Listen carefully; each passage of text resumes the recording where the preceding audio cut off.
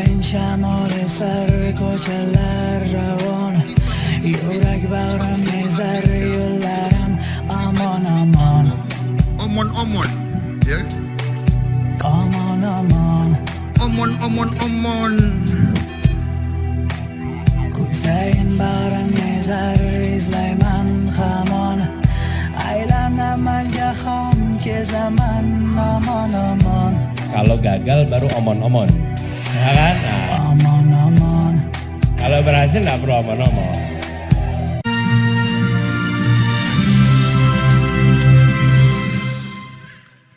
Kami akan memperkenalkan para calon presiden pemilu 2024. Kami mulai dari calon presiden nomor urut 1, Bapak Anies Rashid Baswedan.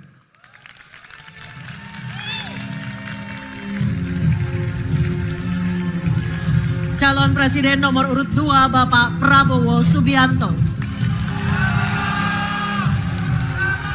Calon presiden nomor urut 3, Bapak Ganjar Pranowo.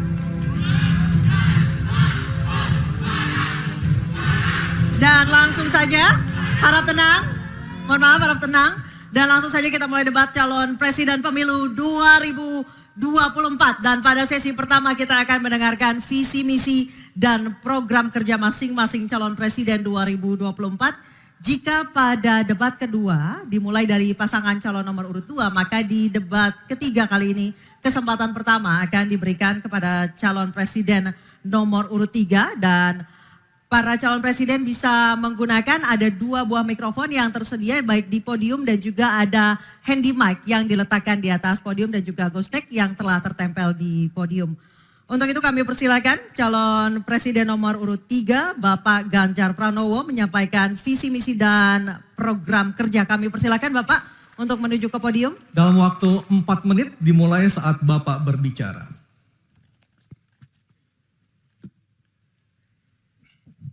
Terima kasih. Selamat malam Bapak Ibu sekalian yang hari ini hadir di studio dan tentu saja yang menyaksikan melalui tayangan televisi atau streaming.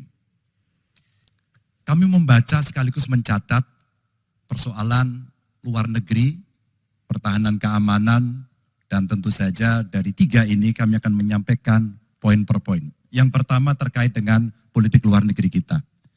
Politik luar negeri kita adalah alat untuk negosiasi terhadap dunia luar, tapi kepentingan nasional harus nomor 1. Kenapa itu menjadi penting? Karena kita mesti betul-betul bisa melakukan redefinisi terhadap politik luar negeri yang bebas aktif, yang disesuaikan dengan kondisi kekinian. Ini penting karena apa? Karena kita perlu untuk memilih, memilah, dan memprioritaskan yang menjadi kekuatan, keinginan dari bangsa dan negara ini. Rakyat butuh bekerja. Rakyat butuh lapangan kerja lebih banyak. Investasi harus lebih banyak. Maka kita mesti memperkuat infrastruktur diplomasi kita, duta besar, para diplomat, dan tentu saja inilah yang mesti kita berikan penugasan-penugasan untuk membereskan persoalan-persoalan kepentingan ekonomi nasional dalam konteks kekinian. Dan tentu saja kita tidak pernah lupa, Indonesia selalu setia pada kesepakatan yang pernah diambil. Dekolonisasi yang dilakukan mendorong, meyakinkan kita semua untuk membebaskan seluruh bangsa tanpa boleh mengintervensi satu dengan yang lain. Dan inilah komitmen kita pada kemerdekaan Palestina yang kita dukung terus-menerus. Maka kalaulah kemudian itu kita kerjakan, beberapa problem krisis iklim barangkali akan kita selesaikan dengan membawa pola-pola diplomasi sesuai dengan kekinian yang diperlukan. Atau barangkali kepentingan UMKM yang mesti kita bawa ke dunia internasional seperti praktek yang pernah kami lakukan di Jawa Tengah. Dan itu membuat masyarakat akan merasakan politik luar negeri jauh lebih baik. Pertahanan, sistem pertahanan rakyat semesta mesti kita dorong, kita lapisi dengan pertahanan yang betul-betul berlapis dan kita jadikan benteng pertahanan Nusantara sebagai sebuah satu kesatuan. Dan kita perlu melakukan penataan gelar pasukan karena IKN menjadi pusat gravitasi baru. Dan ini bagian dari antisipasi terhadap tarung global antara Amerika Serikat dan Tiongkok. Untuk itulah pertahanan kita mesti masuk pada wilayah 5.0 dengan teknologi sakti, dengan rudal hipersonik, senjata cyber, sensor kuantum dan sistem senjata otonom, dan itu bisa dilakukan kalau anggaran dari Kemenhan itu 1-2% dari PDB, sehingga MEF kita akan bisa tercapai. Karena ini yang mengerikan, di 2024 saya khawatir ini tidak akan tercapai. Untuk keamanan, terorisme, narkoba, pinjaman online, judi online, kekerasan seksual, ini perlu mendapatkan perhatian termasuk TPPU. Maka reformasi kepolisian betul-betul harus mengantisipasi ini dengan penguatan cyber system kita, termasuk pengembangan SDM cyber yang kuat. Polisi yang menjadi pengabdi masyarakat betul-betul akan bisa mengayomi. Seperti kemudian pada saat saya bertemu dengan Ibu Mary Hugeng. Bagaimana Ibu Mary menceritakan bahwa polisi kita mengayomi dengan kesungguhan. Polisi kita hidup dengan sangat sederhana dan mereka punya integritas yang tinggi. Sebagai anak polisi, saya paham betul ini sesuatu yang sulit dan pasti akan bisa kita lakukan. Dan tentu saja inilah capaian-capaian yang akan kita lakukan oleh Ganjar Mahfud. Bismillah, insya Allah kami siap. Baik, terima kasih Bapak Ganjar Pranowo. Kami persilakan kembali ke tempat Pak Ganjar. Kami persilakan kepada Bapak Anies Rashid Baswedan untuk menuju podium menyampaikan visi, misi, dan program kerja dengan waktu 4 menit. Assalamualaikum warahmatullahi wabarakatuh. Selamat malam dan salam sejahtera untuk semuanya. Bapak Ibu sekalian, saudara-saudara sebangsa setanah air yang saya hormati, yang saya cintai. Ketika kepercayaan dari Ibu dan Bapak saudara sekalian diberikan kepada kami, maka kami insya Allah akan mengembalikan posisi Indonesia menjadi pelaku utama di dalam konstelasi global. Indonesia tidak hadir sebagai penonton, tapi Indonesia hadir sebagai penentu arah perdamaian, kemakmuran bagi seluruh bangsa di level global maupun di level regional. Kami merencanakan bagaimana kekuatan Indonesia, kekuatan kebudayaan, kekuatan kesenian, kekuatan ekonomi ikut mewarnai kancah dunia. Kita ingin film kita, seniman kita, kuliner kita, diplomati kita, para diaspora kita menjadi fenomena dunia, hadir mewarnai kancah internasional. Kita menginginkan dengan cara seperti itu, maka apa yang kita kerjakan di level dunia membuat Indonesia bisa menjadi tuan rumah di negeri sendiri, sekaligus tamu mempesona di negeri orang. Dan Presiden menjadi panglima diplomasi Indonesia.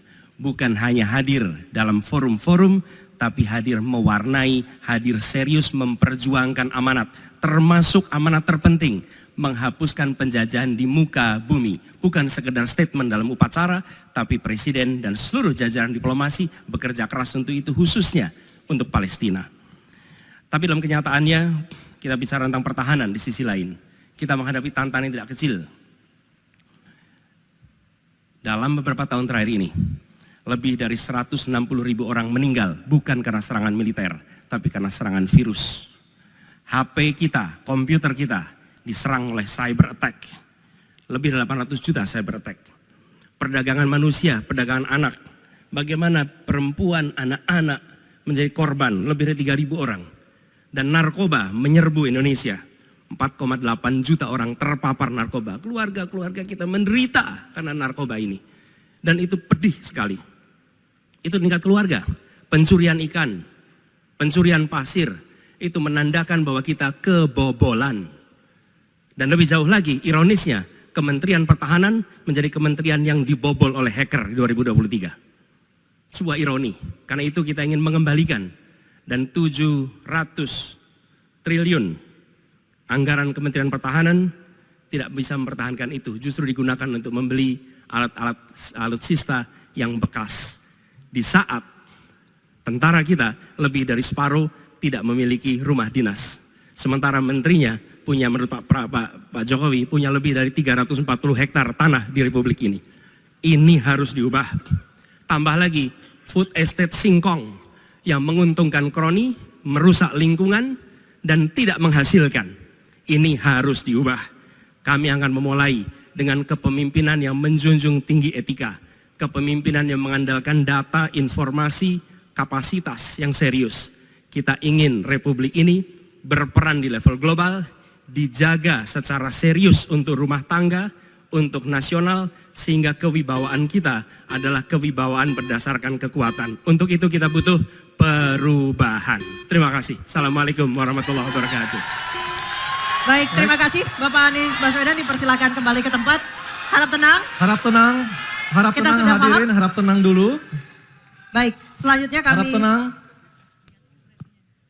kami persilakan kepada calon presiden nomor 2 Bapak Prabowo Subianto untuk menuju podium menyampaikan visi misi dan program kerja. Harap tenang, ada waktunya. Harap tenang. Waktu Anda 4 menit dimulai ketika Bapak berbicara, silakan. Bismillahirrahmanirrahim. Assalamualaikum warahmatullahi wabarakatuh. Salam sejahtera kita sekalian. Shalom, Om Swastiastu, Namo Buddhaya, salam kebajikan. Bapak-bapak, ibu-ibu sekalian yang saya hormati. Malam ini kita membicara tema-tema yang sangat penting. Pertahanan, hubungan internasional, geopolitik, globalisasi, keamanan. Dengan demikian kita kembali kepada dasar kita, tujuan nasional yang tercantum dalam Undang-Undang Dasar kita, dalam pembukaan Undang-Undang Dasar 1945, tercantum sangat tegas bahwa tujuan nasional kita yang pertama adalah melindungi segenap bangsa Indonesia dan seluruh tumpah darah Indonesia.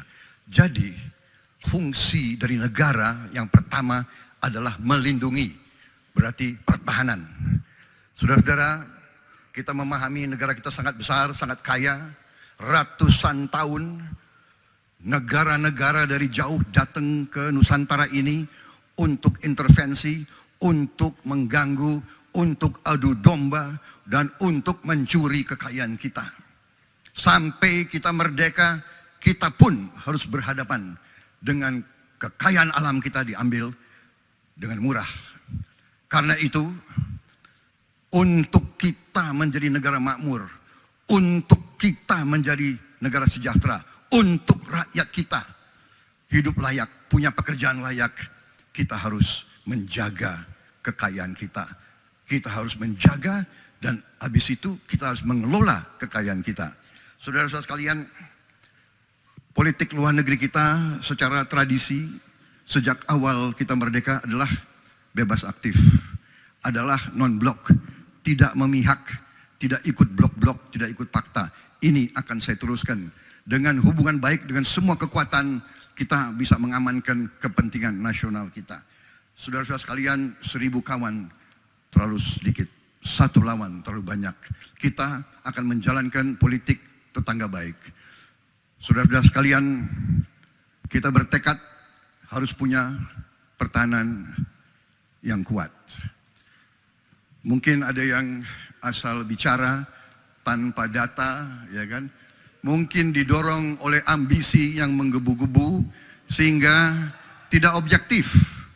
Saudara-saudara sekalian, saya sebagai Menteri Pertahanan berpegang kepada doktrin, kepada strategi nasional, dan semuanya adalah atas dasar kepentingan bangsa dan rakyat Indonesia, dan saya mampu mempertanggungjawabkan, dan saya berkeyakinan hanya dengan pertahanan yang kuat kita akan dihormati, kita akan menjaga kepentingan nasional kita. Kalau kita buka buku ilmu pengetahuan yang paling dasar, kekuatan nasional harus ada kekuatan militer. Tanpa kekuatan militer, sejarah peradaban manusia mengajarkan bahwa bangsa itu akan dilindas seperti di Gaza sekarang ini. Akan diambil kekayaannya, akan diusir dari tanah airnya. Tidak bisa tidak, kita harus kuat. Kita harus kuat. Terima kasih. Wassalamualaikum warahmatullahi wabarakatuh. Baik, waalaikumsalam warahmatullahi wabarakatuh. Kami silakan kembali Pak Prabowo, kita berikan apresiasi yang paling meriah untuk para calon presiden pemilu tahun 2024. Sekarang diperbolehkan, silakan. Kami perbolehkan, silakan berikan apresiasi yang paling meriah. Oke. Aryo, tadi kita sudah dengarkan seperti Ya. apa visi misi dan program kerja dari para calon presiden. Nah, setelah jeda, Cukup. oke, cukup. Mohon tenang. Mohon Cukup. tenang. Baik, kita akan jeda terlebih dahulu setelah tadi kita dengarkan visi misi dan program kerja para calon presiden yang telah disampaikan. Nanti di segmen berikutnya akan kita perdalam lagi. Kita akan kembali dalam acara debat ketiga calon presiden pemilu tahun 2024.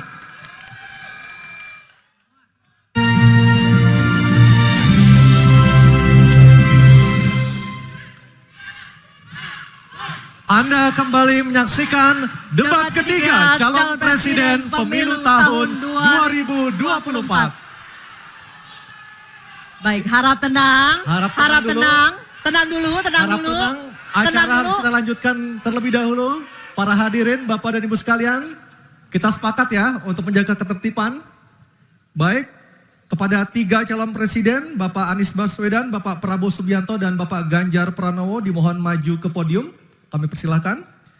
Dan pada segmen kedua ini calon presiden akan menjawab pertanyaan yang telah dibuat 11 orang panelis yang telah dipilih oleh KPU yang berada di sebelah kiri dan kanan saya. Dan selain menjawab pertanyaan dari panelis, masing-masing calon presiden juga diberikan kesempatan untuk saling menanggapi dan saling merespon. Dan perlu kami sampaikan lagi, subtema debat malam hari ini ada 6. Yang pertama sesuai dengan yang ada daftarnya di depan saya, politik luar negeri, geopolitik, globalisasi, hubungan internasional, keamanan, dan pertahanan. Hadirin sekalian, pada segmen pertama penyampaian visi misi dimulai dengan calon presiden nomor urut 3. Maka di segmen kedua ini pendalaman visi misi dan program kerja akan dimulai dengan calon presiden nomor urut 1. Dan kami persilakan Profesor Angel Damayanti, salah seorang dari panelis untuk mengambil pertanyaan subtema di dalam fishbowl. Dan nanti diperlihatkan Bu Angel ke moderator dan ke kamera. Pertanyaan apa yang diambil oleh Ibu Angel Damayanti? Pertahanan. Baik. Dan selanjutnya panelis Ibu Kuri Safitri untuk mengambil undian daftar pertanyaan dari fishbowl. Ya, silakan Bu. Ada A, B, atau C. Kita tidak tahu apa yang diambil hurufnya. Huruf C. Oke, baik. Pertahanan huruf C. Baik, saya ambil ini A, B, C. Baik. Kita akan buka amplop pertanyaannya. Pertanyaannya masih disegel ya. Bapak Ibu yang di rumah juga bisa melihat pertanyaannya masih disegel. Dan kami ingatkan para calon presiden untuk mendengarkan dengan seksama Bapak-Bapak karena pertanyaan tidak akan kami ulang, hanya akan kami bacakan satu kali. Silakan dibuka Anissa, Baik. lihat apa isi pertanyaannya. Baik, Pertahanan pertanyaan huruf C ya. Ya, pertanyaan untuk calon presiden nomor urut 1, Bapak Anies Baswedan. Pertahanan negara yang tangguh dapat dicapai dengan memanfaatkan teknologi siber, kecerdasan buatan, dan satelit untuk informasi geospasial. Pertanyaannya, apa kebijakan paslon untuk mendapatkan akses teknologi dan pengembangannya guna memperkuat pertahanan Indonesia? Waktu menjawab selama 2 menit Pak Anies, dimulai dari Bapak berbicara, kami persilahkan. Terima kasih. Sebelum saya menjawab pertanyaan itu, saya mengklarifikasi tadi data yang meleset. Maaf Pak Prabowo, angkanya terlalu kecil. Bukan 320 hektar, tapi 340.000 hektar. Saya klarifikasi. Kemudian Itu pun salah. Melanjutkan Itu pun salah. atas apa yang Bapak, perlu saya Bapak, sampaikan. Mas Anies, Pak Prabowo, jangan Pak Prabowo, Pak Prabowo, Pak Prabowo, mohon maaf, ini mohon nanti tenang ada dulu kesempatannya, hadirin. baik. Mohon tenang. Harap tenang. Mohon tenang. Harap tenang. Harap tenang. Baik, kita akan lanjutkan. Harap tenang Ya. hadirin. Silakan, Bapak. Baik, ini adalah salah satu ancaman non-tradisional yang makin hari makin nyata dirasakan di Indonesia.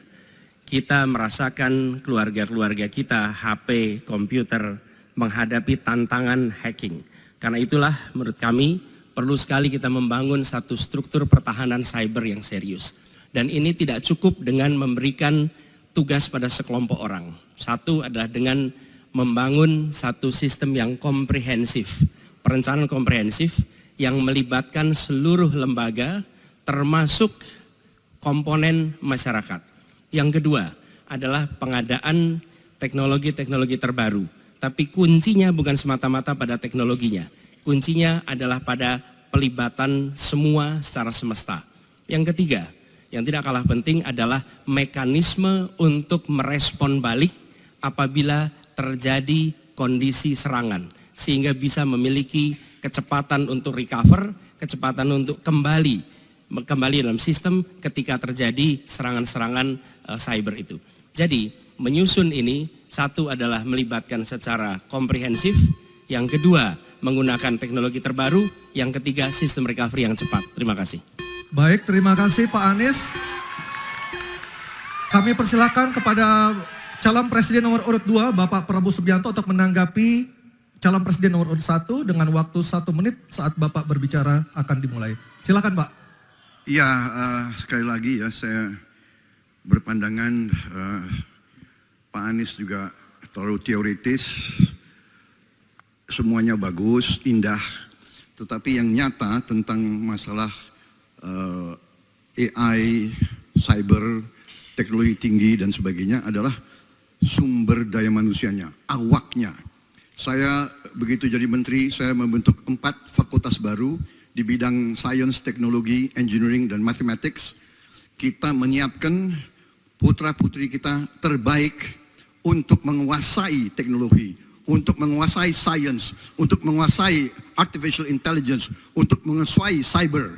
Bukan barang yang kita beli, kita harus kuasai know-how-nya, kita harus kuasai sistem yang harus kita pegang. Dan menurut saya itu adalah inti daripada masalah. Tidak hanya bicara-bicara yang baik-baik saja. Waktu sudah habis Pak Prabowo. Selanjutnya calon presiden nomor urut 3 Bapak Ganjar Pranowo untuk Baik, menanggapi. hadirin kami harap tenang. Hadirin kami harap tenang. Silakan Bapak Ganjar Pranowo untuk menanggapi jawaban calon presiden nomor urut 1. Waktu Anda 1 menit dimulai ketika berbicara. Yang pertama kita mesti menguatkan BSSN. Dan kita penting untuk membuat security system yang baik. Bahkan selain membangun SDM dan infrastruktur yang baik, maka kecepatan internetnya dan coveragenya harus tinggi. Maka kalau kita kemudian membuat satu sistem infrastruktur yang bagus, jangan dikorupsi. Ini yang kemudian jadi persoalan. Maka tidak pernah selesai. Dan tentu saja LPDP itu punya potensi yang sangat tinggi untuk memberangkatkan orang-orang, anak-anak hebat ke sana. Namun demikian, ketika mereka sudah balik, mereka mesti diberikan ruang untuk bisa bekerja. BRIN bisa kita libatkan. Ya, mereka bisa membuat kolaborasi yang sangat bagus. Bahkan kemudian pengamanan di kepolisian, saya kira perlu cyber institution yang dipimpin oleh Jenderal Bintang 3. Dan kita perlu duta besar cyber. Baik, masih ada sisa waktu. Ya. Baik, cukup. Dan sekarang Harap tenang. hadirin harap tenang, kita berikan kesempatan kepada 3 orang capres kita untuk berbicara. Kami persilakan pada Pak Anies untuk menanggapi 2 capres sebelumnya. Silakan Pak Anies, waktu 1 menit. Memang benar, membangun sistem itu salah satunya. Satu adalah perangkat lunak, satu adalah perangkat kerasnya. Dan itu salah satunya adalah seperti disampaikan terkait dengan sumber daya manusia. Persoalannya, kalau tadi disebut ada yang teoritis, ada yang kedua tidak dilaksanakan. Jadi selama 5 tahun ini, apa yang dikerjakan dalam mempertahankan sistem cyber kita? Mohon tenang. Justru di situ letak problemnya. Jadi ketika anggaran yang begitu besar dialokasikan justru bukan untuk mempertahankan yang hari ini menjadi serangan paling modern yang terjadi. Ini adalah ancaman yang paling nyata dan dirasakan di seluruh keluarga, bukan hanya di sektor pemerintahan. Karena itu menurut kami langkahnya investasi jangka panjang boleh, tapi manfaatnya itu baru dirasakan bisa 5 tahun, 10 tahun yang akan datang. Pertanyaannya hari ini dan kemarin apa? Dan itulah yang menjadi fokus kita. Segera siapkan sistemnya, segera siapkan orangnya, segera siapkan langkahnya. Baik, masih ada waktunya Bapak. Waktu habis. Baik, terima kasih. Harap tenang Bapak Ibu, Harap tenang, hadirin yang ada acara di sini. masih harus kita lanjutkan. Harap tenang Kita Bapak sudah dan Ibu. dengarkan bersama-sama tadi tata tertibnya seperti apa, mohon tenang. Kita lanjutkan, selanjutnya beralih ke pertanyaan kedua untuk calon presiden nomor urut 2 Bapak Prabowo Subianto. Untuk itu kami persilahkan kepada panelis Profesor Evi Fitriani untuk mengambil pertanyaan subtema di dalam fishbowl dan diperlihatkan kepada seluruh hadirin, moderator dan para calon.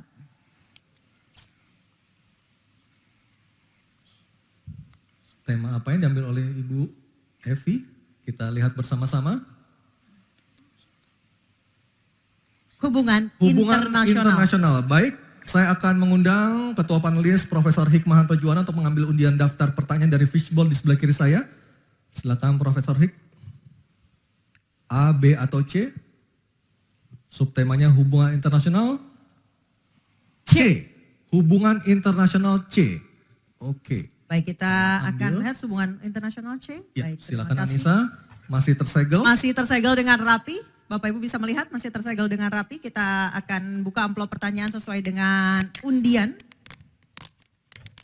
Kami ingatkan kembali para calon presiden untuk mendengarkan dengan seksama karena pertanyaan tidak akan kami ulang.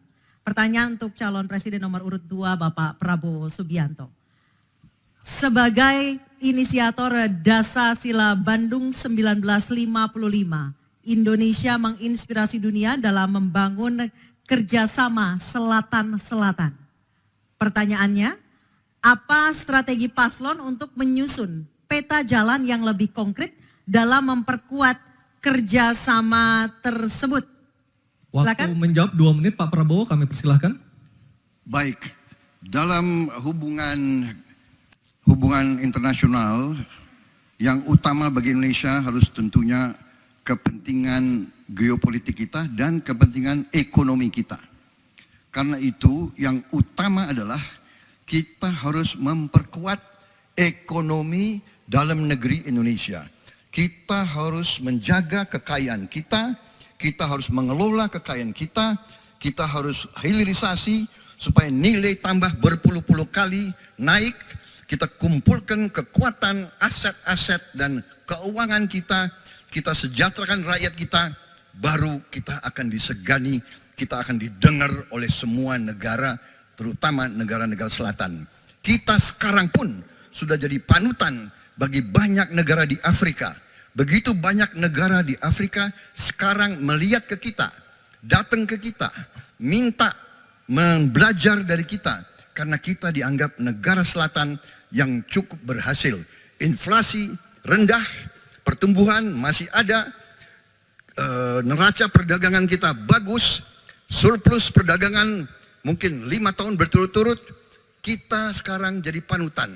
Jadi leadership kita di dunia, di hubungan internasional akan tercermin dan terimpak oleh keberhasilan kita mengelola kekayaan kita, menghilangkan kemiskinan di negara kita, rakyat kita, meraih teknologi, menjadi negara industri, itu yang akan membuat kita memimpin dunia selatan. Terima kasih. Baik, terima kasih Pak Prabowo. Hadirin mohon tenang, kami persilakan kepada Pak Ganjar untuk menanggapi jawaban dari Pak Prabowo dalam waktu 1 menit dimulai saat Bapak berbicara. Kami persilakan Pak Ganjar. Selatan-selatan kita punya potensi yang hebat. Kita punya sumber daya alam yang sangat bagus. Kalaulah kita mau konsentrasi saja untuk bisa menuntaskan kekuatan yang berbasis pada sumber daya alam, ambil satu saja, teknologi baterai. Maka kalaulah kemudian kita akan bekerja sama dengan selatan-selatan, nikel kita miliki. Tapi boksit, ya, kita bisa share dengan beberapa negara yang lain. Ada juga litium umpama dengan Argentina. Maka kalau kemudian ini kita konsentrasikan penuh, betapa kekuatan ekonomi akan besar, ini menciptakan lapangan kerja dan kita menyiapkan jemput bola. SDM yang unggul untuk bisa meraih itu dan kekuatan itu akan berimbas kepada rakyat kecil. 1, butuh lapangan kerja. 2, dia butuh daya beli yang baik. Dan yang ketiga, mereka butuh pekerjaan karena ada lapangan kerja yang disediakan oleh pemerintah. Baik, waktunya habis. Baik. Harap tenang. Harap tenang. Selanjutnya giliran calon presiden nomor 1 Bapak Anies Baswedan untuk menanggapi. Waktu Bapak 1 menit dimulai ketika berbicara. Penjelasan tadi tidak menggambarkan tentang peran Indonesia di selatan-selatan. Itu hanya menggambarkan apa yang disampaikan Pak Prabowo tentang bagaimana kita membangun Indonesia. Dan ketika kita membangun dengan baik tidak otomatis lalu jadi contoh. Yang harus dilakukan adalah seperti yang dilakukan ketika era Bung Karno pada waktu itu, Ali Sastroamidjojo. Apa yang dikerjakan? Merangkul semua. membawa apa yang menjadi agenda selatan-selatan, bukan menceritakan agenda kita. Semua orang bisa baca di Google tentang apa yang kita kerjakan. Tapi kalau kita menjangkau pemimpin-pemimpin selatan-selatan dan presiden menjadi panglima diplomasi, bukan sekedar hadir di forum-forum menjadi salah satu penonton, salah satu hadirin, tapi datang ke sana membawa ini agenda selatan-selatan. Apa misalnya? Kita berhadapan dengan climate crisis, yang biaya untuk menghadapi climate crisis itu tinggi sekali. Dan ketika kita bicara dengan selatan-selatan, yuk kita bicara dengan utara. Bagaimana membiayai climate crisis sebagai satu kesatuan. Indonesia jadi pemimpin selatan-selatan. Baik, tenang. Hadirin kita harap tenang. Kembali kami berikan kesempatan kepada Bapak Prabowo untuk menyampaikan tanggapannya atas jawaban dari dua capres sebelumnya. Kami persilakan Pak dalam waktu 1 menit. Saya kok banyak setuju dengan Pak Ganjar ya. Ya, kalau benar masuk akal, saya setuju. Kalau ngomong ya kumaha. Ya, jadi leadership apakah negara, apakah perorangan, tapi terutama juga negara harus dengan contoh ingarso sung tulodo. Kita mau mimpin, kita mau bawa agenda, kita mau cerita itu cerita, omon, ya. Tak bisa. Kenapa negara-negara selatan sekarang melihat ke Indonesia? Karena kita berhasil membangun ekonomi kita. Jadi tidak hanya omon, kerjanya omon saja, nggak bisa, tidak bisa. Baik. Waktu habis, Pak Prabowo, waktu habis.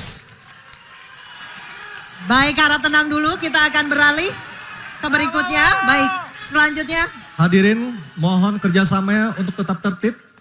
Mohon kerjasamanya sekali lagi. Baik, selanjutnya kita beralih ke pertanyaan untuk calon presiden nomor urut 3, Bapak Ganjar Pranowo. Untuk itu kami persilakan panelis Bapak Imade Andi Arsana untuk mengambil pertanyaan subtema di dalam fishbowl dan setelah terambil boleh langsung diperlihatkan. Ya, sudah ada 2 subtema yang kita bahas. Ini adalah yang ketiga, Anissa ya, dan juga pemirsa. Subtema apa yang diambil? Keamanan. Baik, untuk melengkapinya saya akan mengundang panelis Dr. Ian Montratama untuk mengambil undian daftar pertanyaan dari fishbowl di sebelah kiri saya. Kita akan lihat huruf apa yang diambil oleh Dr. Ian Montratama. Huruf C. Oke, keamanan huruf C, Anissa. Keamanan huruf C. Oke. Di depan, iya. C. Masih tersegel. Oke, silakan Aryo. Baik, saya buka keamanan huruf C. Dari suara juga masih tersegel. Masih tersegel dengan rapi. Baik, ini adalah pertanyaan untuk calon presiden nomor urut 3 Bapak Ganjar Pranowo. Kewenangan institusi di sektor keamanan sangat penting namun masih terjadi tumpang tindih. Pertanyaannya, bagaimana komitmen paslon terhadap penataan institusi pertahanan dan keamanan? Mau hemat ongkir gini amat, pasti ada jalan pakai GoFood. Terima kasih. Membereskan yang tumpang tindih. Dan itu harus dimulai dari pemimpin yang punya komitmen untuk membereskan. Siapa dia? Pemimpin tertinggi, presiden. Maka kalaulah kemudian kita bicara pertahanan yang ada di laut, maka sekian lembaga yang ngurus laut mesti disatukan dalam sebuah wadah Coast Guard. Ketika kita bicara keamanan dan tumpang tindih, maka keamanan wilayahnya ada di kepolisian. Saya mengapresiasi umpama dalam konteks terorisme 2023 relatif tidak ada. Kita berikan apresiasi itu kepada kepolisian. Ketika kemudian terjadi pada situasi belahan Indonesia yang lain yang membutuhkan katakan bantuan dari TNI, maka disitulah kemudian on call mereka. Kami butuh bantuan, maka dibantu. Tapi pada sisi yang lain, pembenahan yang tumpang tindih ini di daerah sebenarnya juga bisa disupport agar keamanan bisa berjalan dengan baik. Siapa mereka pelaksana di daerah? Forkompimda. Kita tidak pernah membiarkan situasi negara diurus oleh pusat saja. Kita mesti mengambil inisiatif karena peran-peran sampai tingkat lokal itu ada. Bahkan tokoh masyarakat, tokoh agama mesti kita lakukan. Maka seluruh yang tumpang tindih dari sisi regulasi, 1 perlu harmonisasi, 2 perlu sinkronisasi. Dan pada tingkat tidak ada keputusan, maka pemimpin tertinggi harus berani mengambil keputusan itu. Sehingga tumpang tindih yang selama ini selalu saja menjadi perdebatan yang tidak ada hentinya, maka diselesaikan di meja presiden. Dan itu saya kira sikap yang paling jelas untuk membereskan persoalan ini. Apapun dalam konteks eksekutif, maka pemimpin tertinggilah yang harus mengambil keputusan. Kecuali kita mesti berbicara dengan DPR, maka kita akan duduk bersama untuk membicarakan secara regulatif. Waktunya habis. Baik, terima kasih Pak Ganjar. Ada waktunya, harap tenang. Kami persilakan kepada calon presiden nomor urut 1, Bapak Anies Baswedan untuk menanggapi jawaban dari Pak Ganjar dalam waktu 1 menit. Kami persilakan Pak Anies. Menurut hemat kami harus dirumuskan apa tantangan dan ancaman keamanan Indonesia di tahun-tahun ke depan. Dengan itu dirumuskan, maka kita tahu apa ancamannya. Lalu dari situ kemudian kita lihat bagaimana badan-badan yang selama ini ada diatur untuk merespon atas tantangan itu.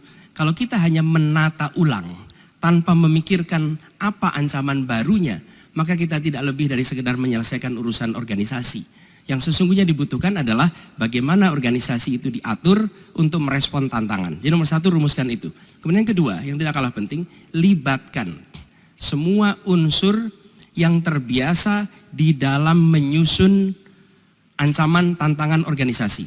Sehingga kemudian penataan organisasi badan-badan bukan semata-mata karena selera pemimpin, tapi karena merespon atas ancaman itu. Dengan begitu, penataannya akan sesuai kebutuhan. Terima kasih. Waktu 1 menit sudah habis. Baik, terima kasih. Selanjutnya giliran calon presiden nomor urut 2, Bapak Prabowo Subianto. Hadirin kami harap tenang terlebih dahulu. Ada waktunya untuk menanggapi jawaban dari Capres nomor urut 3. Waktu Bapak 1 menit dimulai ketika berbicara. Baik ya, sekali lagi saya harus mengatakan, saya kok banyak sependapat dengan Pak Ganjar. Jadi benar tumpang tindih harus diselesaikan oleh pimpinan tertinggi dan itu saya kira bisa ya. Tapi benar saya juga harus mengatakan kita harus apresiasi prestasi TNI dan prestasi Polri dalam menjaga pertahanan keamanan, dalam mengatasi berbagai peristiwa-peristiwa yang pelik. Harus kita akui, menghadapi terorisme, bom Bali, Peloso, dan sebagainya. Untuk itu, saya kira kalau saya dapat mandat, saya akan perbaiki kualitas hidup TNI, kualitas hidup Polri, memimpin supaya TNI dan Polri menjadi yang terbaik yang bisa kita bangun. Dengan keunggulan TNI dan Polri, Polri langsung di bawah Presiden, kita akan berbuat yang terbaik untuk rakyat kita. Terima kasih. Selanjutnya kita kembali ke calon presiden nomor 3, Bapak Ganjar Pranowo untuk merespon tanggapan dari kedua capres tadi. Waktu Anda 1 menit dimulai ketika berbicara, silakan.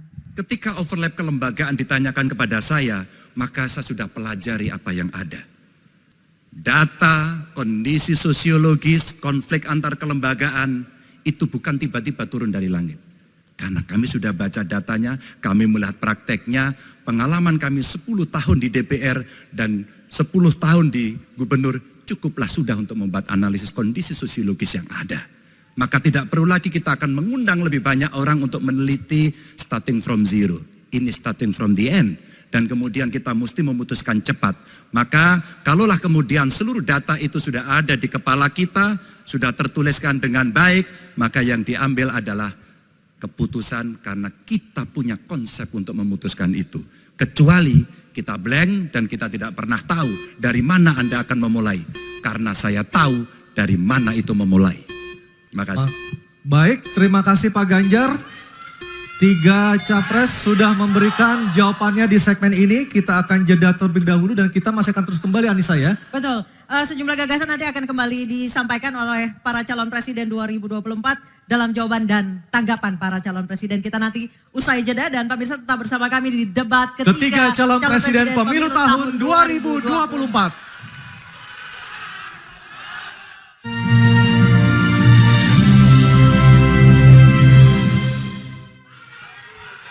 Terima kasih. Anda masih menyaksikan debat ketiga calon presiden pemilu tahun 2024. Dan kami ingatkan sekali lagi kepada hadirin yang berada di dalam ruangan ini, dimohon untuk tenang dan tidak mengganggu maupun mendistract para capres yang sedang menjawab. Dan kita sama-sama menghormati hak berbicara, kesempatan berbicara bagi ketiga calon presiden kita malam hari ini. Setuju ya, sepakat ya?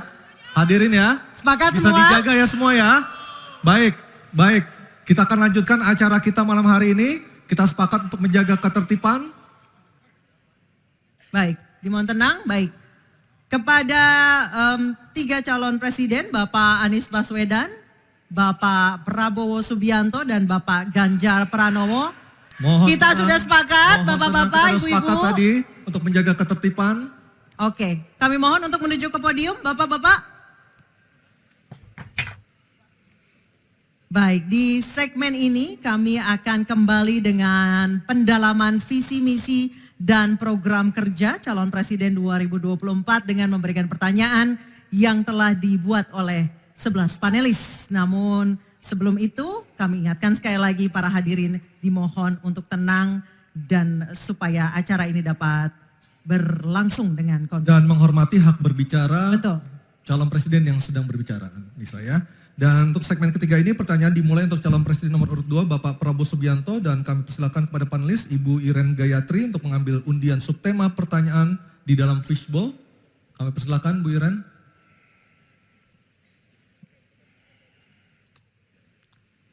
Tersisa 3 subtema lagi untuk segmen ini. Sudah ada keamanan, hubungan internasional, dan juga pertahanan. Ya. Diperlihatkan Ibu Iren. Politik luar negeri. Oke, baik. Politik luar negeri. Selanjutnya panelis Bapak Kusnanto Anggoro untuk mengambil undian daftar pertanyaan dari fishbowl dan mohon diperlihatkan huruf yang tertera. Huruf A, B, atau C yang akan dipanggil oleh Pak Kusnanto Anggoro. Silakan Pak Kus. Huruf C, politik luar negeri. Baik, saya akan ambil. Politik luar negeri. Amplopnya. C, politik luar negeri masih tersegel, silakan Anissa. Baik, ini amplopnya masih tersegel Bapak Ibu. Dan kami ingatkan sekali lagi para calon presiden untuk mendengarkan dengan seksama karena pertanyaan tidak akan kami ulangi. Dan pertanyaan untuk calon presiden nomor urut 2 Bapak Prabowo Subianto. Utang luar negeri adalah instrumen pembayaran yang sah. Namun ada risiko intervensi kedaulatan oleh negara pemberi utang. Pertanyaannya, apa kebijakan paslon untuk menghindari intervensi kedaulatan Indonesia akibat utang yang terus bertambah? Waktu menjawab 2 menit Pak Prabowo, kami persilahkan. Baik, mengenai utang luar negeri, ternyata Indonesia sekarang hutang luar negeri kita sebagai rasio perbandingan terhadap produk domestik bruto kita salah satu terendah di dunia.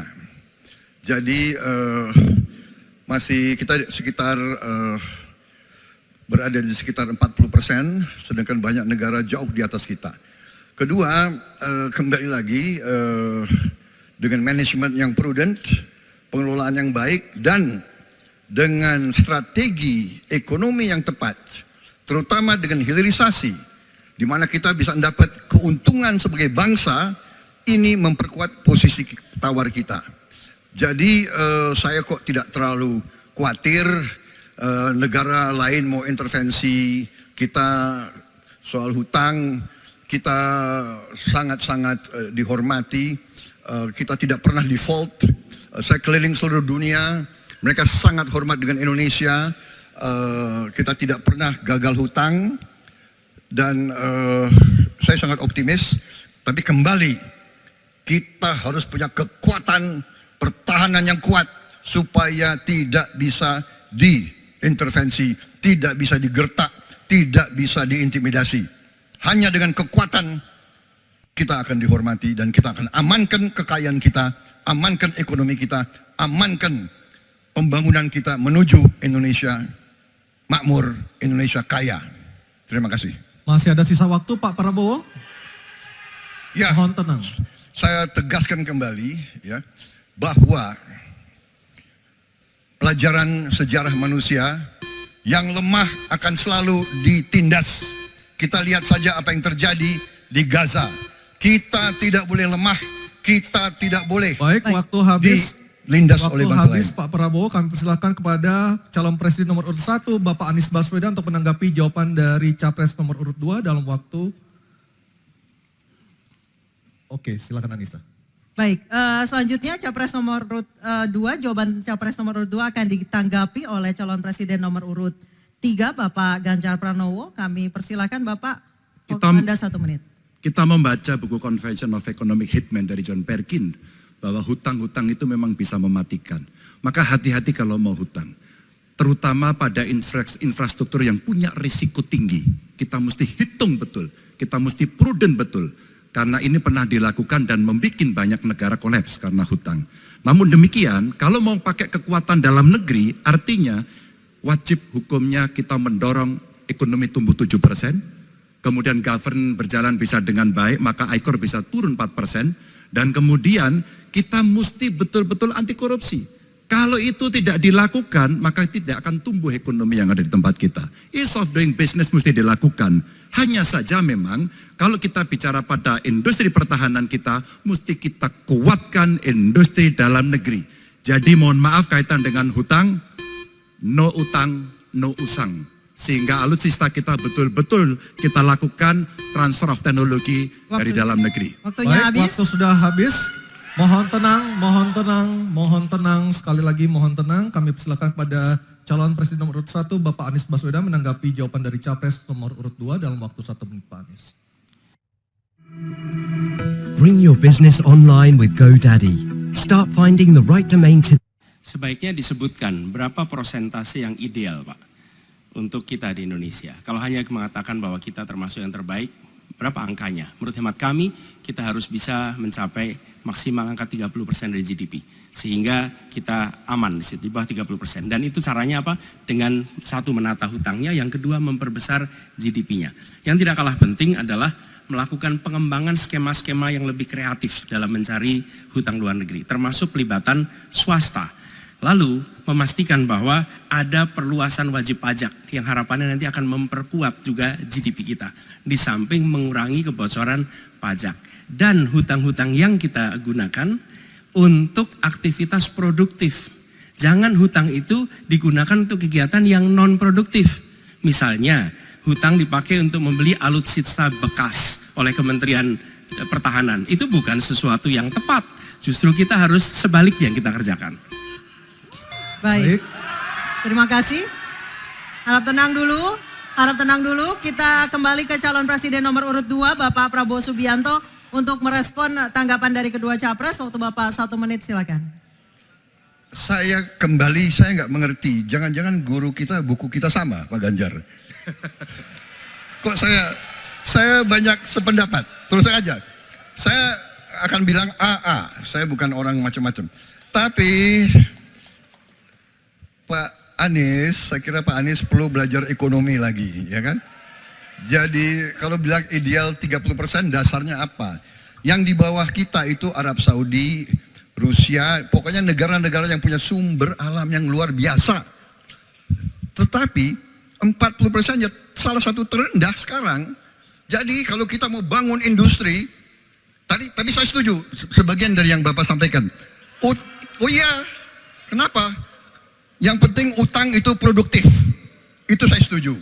Tapi kita bisa sampai 50%, tidak ada masalah. Kita tidak pernah default.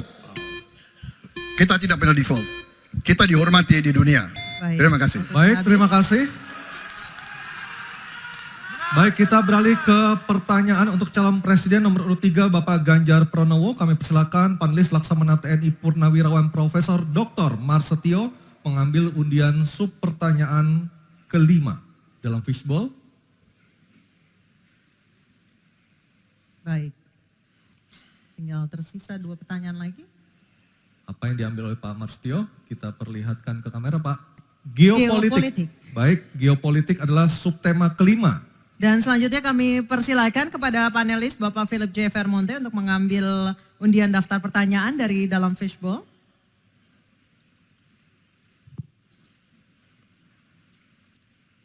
Huruf A. Geopolitik huruf A. Geopolitik Saya huruf A. ambil Baik. amplopnya, masih tersegel, silakan Anissa.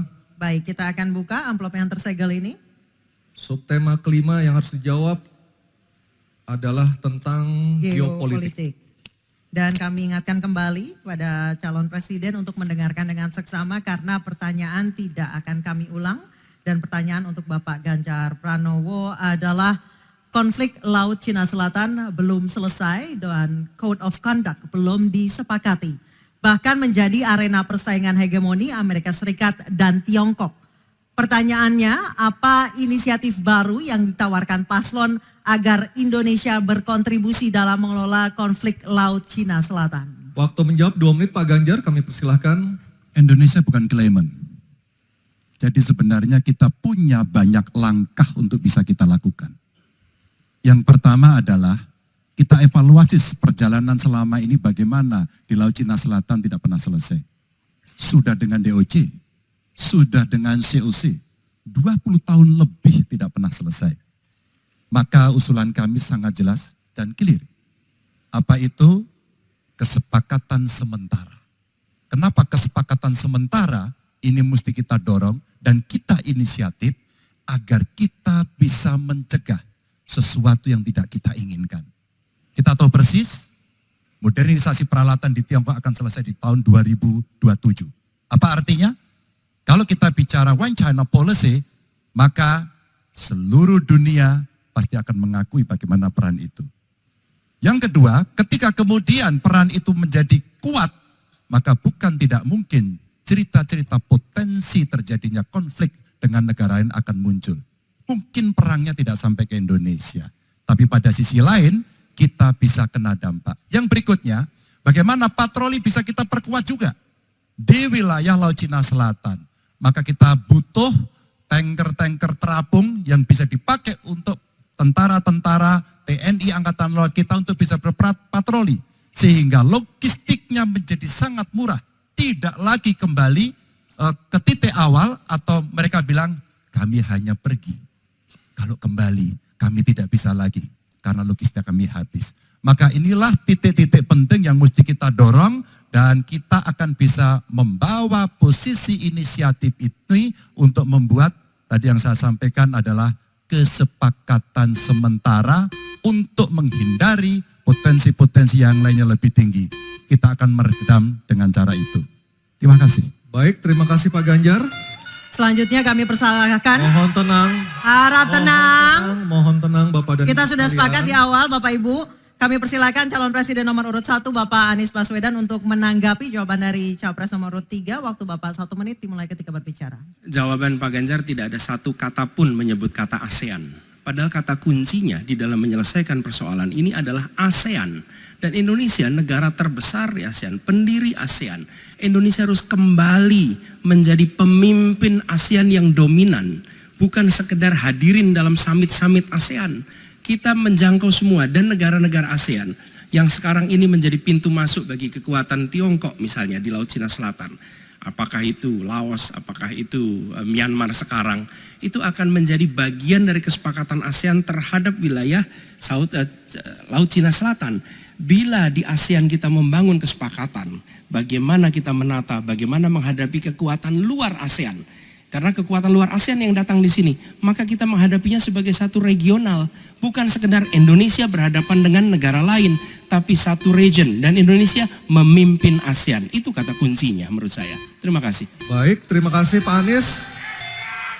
Kalian pasti tahu kan kita suka banget pakai barang-barang yang lucu dan slay. Nah sekarang kita lagi pengen. Mohon tenang Bapak dan Ibu sekalian. Mohon tenang. Kita lanjutkan Pak Prabowo untuk menanggapi jawaban dari capres nomor urut 3. Waktu Bapak 1 menit dimulai dari Bapak berbicara. Jadi keadaan Laut Cina Selatan menggarisbawahi bahwa kita perlu kekuatan pertahanan yang kuat. Kita perlu platform untuk patroli, kita perlu satelit, kita perlu banyak sekali. Dan untuk itu pertahanan harus kita bangun. Dan tadi ya sekali lagi Pak Anies ngomong-ngomong barang bekas karena Pak Anies rupanya tidak mengerti masalah pertahanan. Ya, saya bersedia Pak Anies, mengundang Pak Anies di tempat yang Pak Anies suka, kita diskusi. Saya akan bawa data. Saya akan bawa data yang sebenar-benarnya, ya. Jadi barang-barang bekas itu menurut saya menyesatkan rakyat. Itu Pak, tidak pantas seorang profesor ngomong begitu, ya. Karena dalam pertahanan hampir 50% alat-alat dimanapun adalah bekas, tapi usianya masih muda. Baik, jadi habis Pak Prabowo. Ya, terima kasih. Baik, selanjutnya kita harap tenang, kita sudah sepakat di awal. Kita kembali ke calon presiden nomor urut 3 Bapak Ganjar Pranowo untuk merespon tanggapan dari kedua capres. Waktu Bapak 1 menit, silakan. Terima kasih Mas Anies, saya tidak memberikan catatan ASEAN. Saya tahu persis pengambilan keputusan di ASEAN itu rumitnya minta ampun. Karena harus dengan konsensus. Maka kenapa banyak persoalan tidak selesai. Disitulah ketika kemudian amanah yang diberikan kepada saya, revitalisasi ASEAN. Agar kemudian pengambilan keputusannya tidak bulat. Sehingga kalau kita berbicara Laut Cina Selatan kemudian menggerakkan ASEAN, oke, itu betul. Tapi terbayangkan DOC, COC yang sudah lamanya minta ampun 20 tahun lebih tidak pernah selesai. Maka pengambilan keputusannya, proses pengambilan keputusan di ASEAN itulah yang mesti juga kita review sehingga akan bisa lebih cepat. Yang berikutnya, saya sepakat alutsista angkatan laut yang ada di sekitar sana harus menjadi prioritas. Dan begitu saya jadi presiden, kita tunjukkan kedaulatan kita, gas yang ada di Natuna Utara harus dieksploitasi oleh kita sendiri untuk menunjukkan power kita pada dunia. Sudah habis Pak Ganjar, terima kasih. Oke. Mohon tenang, masih ada satu sub pertanyaan lagi yang harus dijawab oleh ketiganya pada sesi ini, pada segmen ini. Kami beralih ke pertanyaan untuk calon presiden nomor urut 1 Bapak Anies Baswedan dan kami persilakan kepada Profesor Dr. Widya Setiabudi Sumadinata untuk mengambil undian pertanyaan subtema. Silakan Pak Widya. Ini adalah yang terakhir. Yang ke-6. Yang diambil oleh Pak Widya subtemanya adalah globalisasi. Baik, globalisasi subtemanya. Baik, selanjutnya kami kembali persilakan panelis Ibu Kuri Maharani Savitri untuk mengambil undian daftar pertanyaan dari dalam fishbowl dan memperlihatkannya kepada moderator dan juga kepada hadirin serta kepada para capres. C. Globalisasi C. Baik, saya ambil amplopnya C, globalisasi masih tersegel.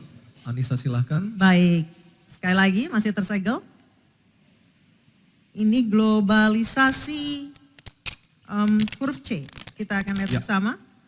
Kami ingatkan kembali sekali lagi bagi para calon presiden untuk mendengarkan pertanyaan dengan seksama karena kami tidak akan ulang. Pertanyaan untuk Bapak Anies Baswedan adalah globalisasi membuka peluang masuknya budaya asing ke Indonesia, tetapi juga memungkinkan budaya Indonesia untuk mendunia. Pertanyaannya, bagaimana strategi paslon mempromosikan budaya populer Nusantara untuk mendukung pertumbuhan ekonomi nasional? Waktu Bapak menjawab 2 menit Pak Anies, kami persilahkan. Ya. Negara harus mengalokasikan sumber daya yang cukup di bidang kebudayaan. Bukan dipandang sebagai biaya, tapi dipandang sebagai investasi. Dengan begitu, maka karya-karya kita, dari mulai kuliner, karya seni seperti film, itu menjadi tumbuh berkembang dan kemudian bisa dibawa ke level global. Dan kita berencana di dalam diplomasi ini melibatkan semua, diaspora dilibatkan, mahasiswa dilibatkan. Mereka yang berada di luar diajak menjadi bagian dari diplomasi. Kemudian yang tidak kalah penting, kita ingin membangun rumah kebudayaan Indonesia di tiap-tiap region di seluruh dunia. Sehingga di tiap-tiap region kita akan memiliki satu tempat di mana Indonesia menunjukkan karya budayanya. Di mana kita menjual kepada mereka bukan sekedar komoditas perekonomian, tapi juga kita menawarkan kepada mereka nilai karya budaya Indonesia. Kemudian kuliner, kita merencanakan untuk membantu mendorong tumbuhnya restoran-restoran kafe-kafe Indonesia di berbagai kota besar di seluruh dunia. Sebagaimana sekarang di Jakarta kami menyaksikan banyak sekali restoran asing di sini. Kita harus memiliki rumah kuliner Indonesia di berbagai tempat. Dan itu siapa?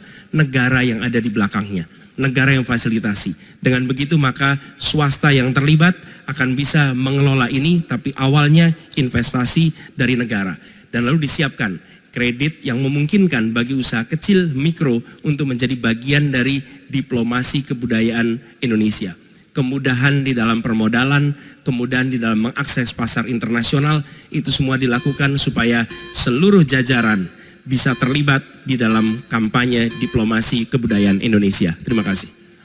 Baik, terima kasih Pak Anies. Baik, selanjutnya calon presiden nomor urut 2.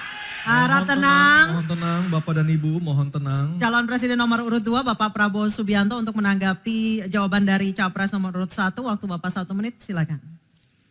Saya kira yang disampaikan Pak Anies masuk akal ya, walaupun memang itu bersifat normatif ya. Memang kembali kalau dikatakan negara yang harus berperan, kuncinya adalah bahwa kita ini harus punya dana yang cukup. Kita harus punya tabungan yang cukup. Kita harus punya sovereign wealth fund yang cukup. Untuk itu kita harus punya laba yang cukup. Kita harus punya neraca perdagangan yang positif. Kita harus punya tabungan yang banyak. Dan untuk itu hanya bisa dilakukan dengan hilirisasi, dengan penghematan, dengan efisiensi, dengan penerimaan pajak yang baik dan yang efisien. Saya kira itu.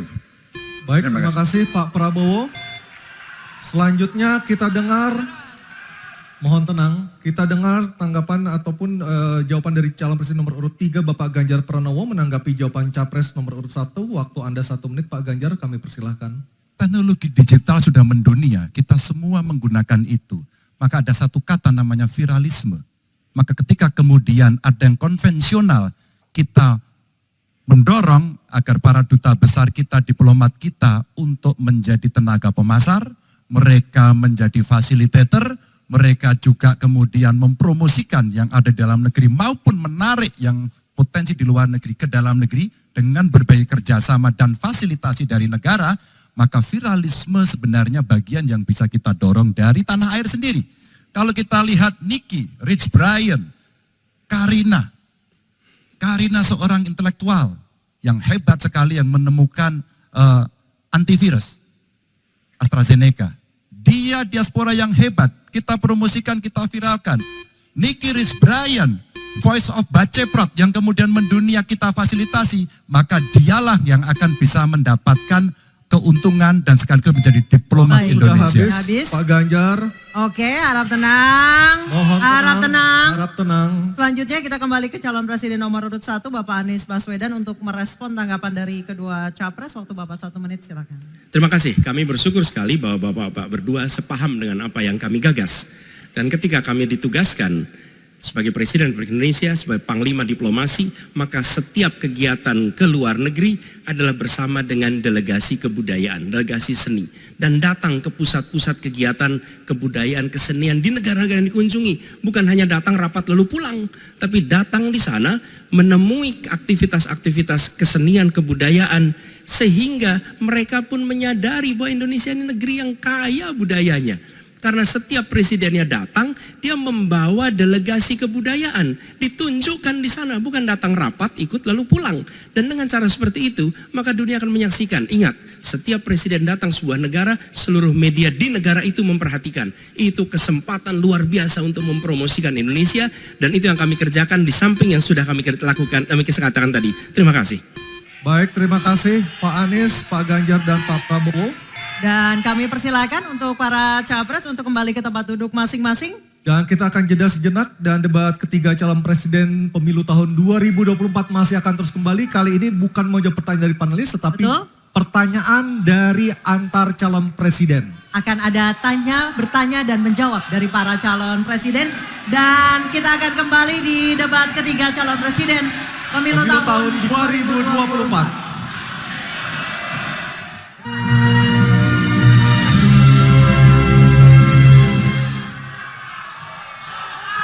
Terima kasih Anda masih menyaksikan debat ketiga calon presiden pemilu tahun 2024. Dan sebelum kita mulai segmen kali ini, kami ingatkan sekali lagi para hadirin, Bapak Ibu yang berada di lokasi, yang berada di dalam ruangan, mohon tenang. sudah kita saksikan sama-sama tadi tata tertibnya, semua sepakat ya?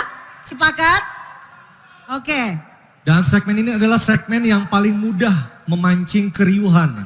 Karena di segmen ini calon presiden bisa saling bertanya. Jadi kami mohon kerjasama dan komitmen dari para hadirin, dari Bapak dan Ibu sekalian untuk tetap menjaga ketertiban dan memberikan hak yang sama kepada calon presiden yang sedang berbicara untuk bisa menampilkan performa terbaiknya.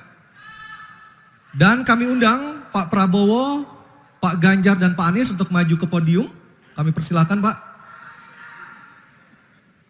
Baik, jawaban pertanyaan akan ditanggapi oleh capres penanya dan selanjutnya akan direspon kembali oleh calon presiden yang menjawab. Sebelumnya kepada para calon presiden 2024 mohon diingat untuk melakukan tanya jawab sesuai tema debat pada malam hari ini, yakni pertahanan, keamanan, hubungan internasional, globalisasi, geopolitik, dan politik luar negeri. Dan jika menggunakan singkatan atau terminologi, maka wajib untuk memberikan penjelasan dari pertanyaan yang dimaksud. Sepakat ya? Baik, kita sepakat. Mohon tenang. Dan kesempatan pertama di segmen ini kami berikan kepada calon presiden nomor urut 3 Bapak Ganjar Pranowo untuk bertanya kepada calon presiden nomor urut 1 Bapak Anies Baswedan. Waktu Pak Ganjar 1 menit dimulai saat Bapak berbicara. Mas Anies, anggaran pertahanan belum ideal. Tadi saya sampaikan kita perlu 1-2% dari PDB. Sekarang masih 0,78%. Ini data. Untuk beli alutsista masih harus ngutang dan utang kita di 2023 naik dari 20,7 miliar dolar menjadi 25 miliar dolar. Padahal target Renstra kita, perlu saya panjangkan, rencana strategis ya. Minimum essential force di 2024 tidak tercapai kira-kira. Karena sekarang hanya 65,49% dari target. Kira-kira menjadi pertanyaan saya nih Mas Anies.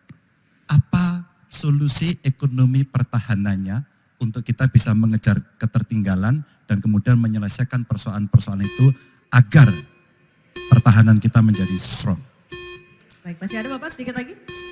Cukup Pak. Baik, terima kasih Pak Ganjar.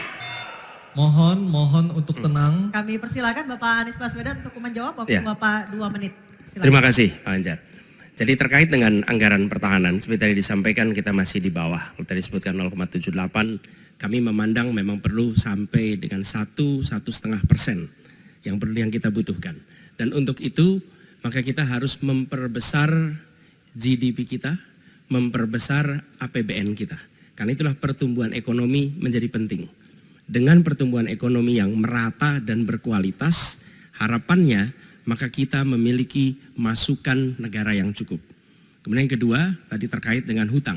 Hutang-hutang yang digunakan untuk aktivitas produktif yang meningkatkan kesejahteraan, menumbuhkan perekonomian.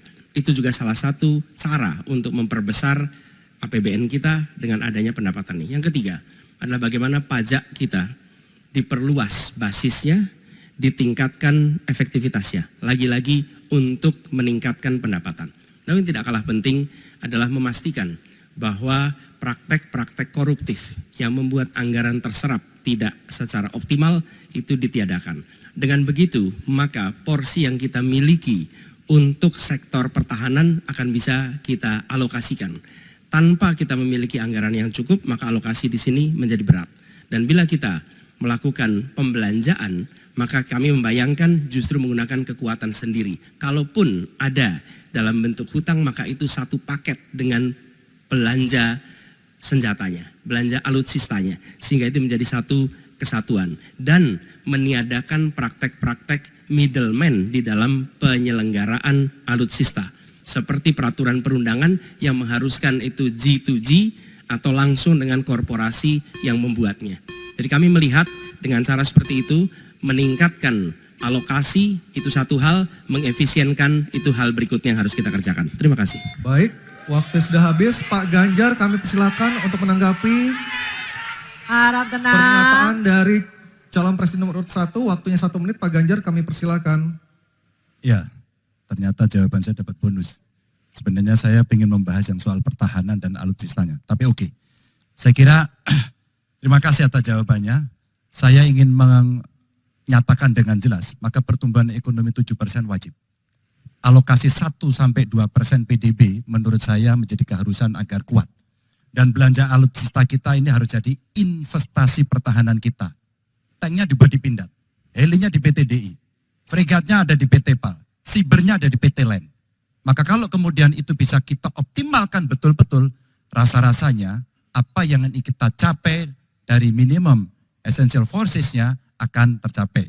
Kalau kita lihat di 2024 yang rasa-rasanya agak berat bisa dicapai, maka saya khawatir makin mundur, tidak ajak dalam perencanaan, ini menyulitkan. Dan kita perlu garda samudra untuk mengawal Indonesia dan pertahanan sakti 5.0. Waktu habis, terima kasih Pak Ganjar. Kami persilakan. Oke, tenang. Kami persilakan Bapak Anies untuk menanggapi tanggapan dari Pak Ganjar. Waktu Anda 1 menit, silakan. Ya, pemanfaatan atas sumber daya lokal itu penting, perlu kita teruskan. Dan kita perlu memanfaatkan juga, memastikan bahwa tenaga-tenaga dalam negeri untuk bidang pertahanan itu diinvestasikan secara serius. Pembahasan mengenai investasi sumber daya manusia ini kunci. Kita perlu mengirimkan lebih banyak lagi generasi baru untuk ilmu-ilmu alutsista. Sehingga ke depannya penyelenggaraan alutsista domestik bisa berkembang. Itu satu hal dalam jangka panjang. Nah, karena itu saya sepahaman tentang pentingnya dalam negeri. Tapi tidak kalah penting ketika kita berbicara tentang memastikan bahwa belanja alutsista itu bersih. Tidak melibatkan korporasi-korporasi yang punya masalah dengan korupsi. Dengan begitu maka bukan saja anggarannya efisien, tapi tidak bocor di dalam belanja alutsista. Baik, terima kasih Pak Anies, waktunya sudah habis. Mohon tenang Bapak dan Ibu sekalian, baru saja kita lihat nomor urut 3 dan 1 saling berhadapan dengan tanya jawab dan memberi tanggapan. Dan selanjutnya kami berikan kesempatan kepada calon presiden nomor urut 1 Bapak Anies Baswedan akan bertanya kepada calon presiden nomor urut 2 Bapak Prabowo Subianto. Untuk itu kami persilakan Pak Anies untuk bertanya, waktunya 1 menit dimulai dari Bapak berbicara. Terima kasih. Semakin tinggi jenjang kepemimpinan, semakin luas cakupannya, semakin kompleks organisasinya, maka pemimpin makin mengandalkan pada nilai. Bukan lagi teknis-teknis, tapi makin mengandalkan pada nilai. Itu yang membedakan antara kepemimpinan yang kompleks dengan yang sederhana. Nah, pertanyaan yang ingin saya sampaikan kepada Bapak adalah apa hubungan antara standar etika seorang pemimpin negara dengan kemampuannya dalam menjaga pertahanan, keamanan, dan kedaulatan negara. Terima kasih. Baik, waktu masih ada Pak Anies. Sudah cukup. Cukup. Baik, kami persilakan kepada calon presiden nomor urut 2 Bapak Prabowo Subianto untuk menjawab pertanyaan dari Bapak Anies. Waktu Bapak 2 menit dimulai ketika berbicara, silakan. Saya sependapat bahwa semakin tinggi, semakin kompleks, memang kepemimpinan itu butuh nilai. Nilai-nilai yang sangat fundamental. Pertama, nilai adalah cinta tanah air. Kedua, kejujuran. Ketiga, kebersihan yang Bapak bolak-balik ngomong. Harus memberi contoh. Tidak boleh korupsi dengan bentuk apapun. Jadi saya sependapat harus ada kepemimpinan berdasarkan nilai. Ya. Jadi hubungan dengan etik benar. Ya, kita harus beretik dengan benar. Ya, jujur. Apa yang kita katakan itu ya yang ada di hati kita. Jangan lain di mulut, lain di hati. Dan harus cinta tanah air. pertahanan ini sakral bagi kita. Ini menyangkut keselamatan kita. Jangan karena ambisi pribadi kita menghasut dan menyesatkan rakyat. Itu etik yang tertinggi, Saudara Profesor Anies Baswedan. Itu etik yang tertinggi. Kebersihan jiwa, kejujuran, kesetiaan kepada rakyat. Sekali lagi, jangan karena ambisi pribadi kita menyesatkan rakyat, kita menghasut rakyat, kita membahayakan pertahanan keamanan rakyat. Kasihan prajurit-prajurit yang sedang berjuang untuk menjaga kita. Polisi-polisi yang menjaga kita, kasihan. Kalau ada calon-calon pemimpin yang kerjanya hanya menghasut saja. Waktu habis, terima kasih Pak Prabowo. Mohon tenang. Bisa tenang dulu Bapak Ibu, bisa tenang dulu. Oke, Mohon bisa tenang dulu. Baik, kita lanjutkan kepada Bapak Anies Baswedan menanggapi jawaban dan pernyataan dari Capres nomor urut 2 Bapak Prabowo Subianto. Waktunya 1 menit, silakan Pak Anies. Ketika dikatakan bahwa standar etika yang dipegang adalah tinggi, memang menjadi presiden, panglima tertinggi harus memiliki standar etika yang amat tinggi. Itu harus. Karena dia akan mengambil keputusan, mengerahkan pasukan, dan ketika harus bertempur ada korban nyawa, itu keputusan-keputusan etika. Tapi dalam kenyataannya Pak, ketika Bapak memimpin di Kementerian Pertahanan, banyak orang dalam pengadaan alutsista, PT Teknologi Militer Indonesia, Indonesia Defense Security, lalu orang dalam pengelolaan food estate, lalu ada kejadian-kejadian di mana kita semua menyaksikan ketika ada pelanggaran etika dan Bapak tetap jalan terus dengan cawapres yang melanggar etika.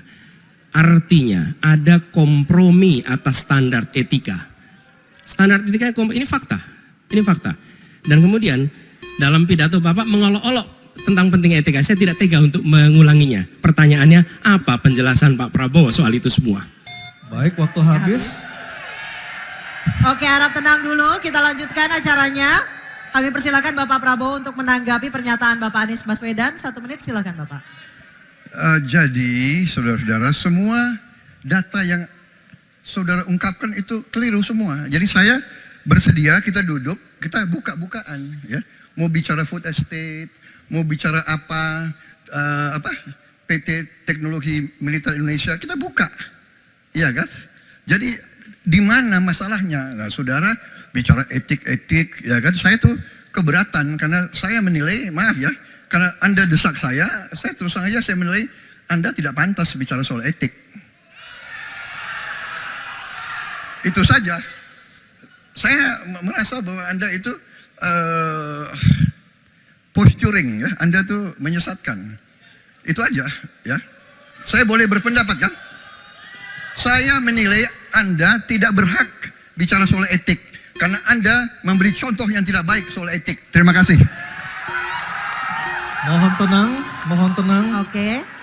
Harap tenang, kita sudah sepakat Bapak Ibu yang ada di ruangan.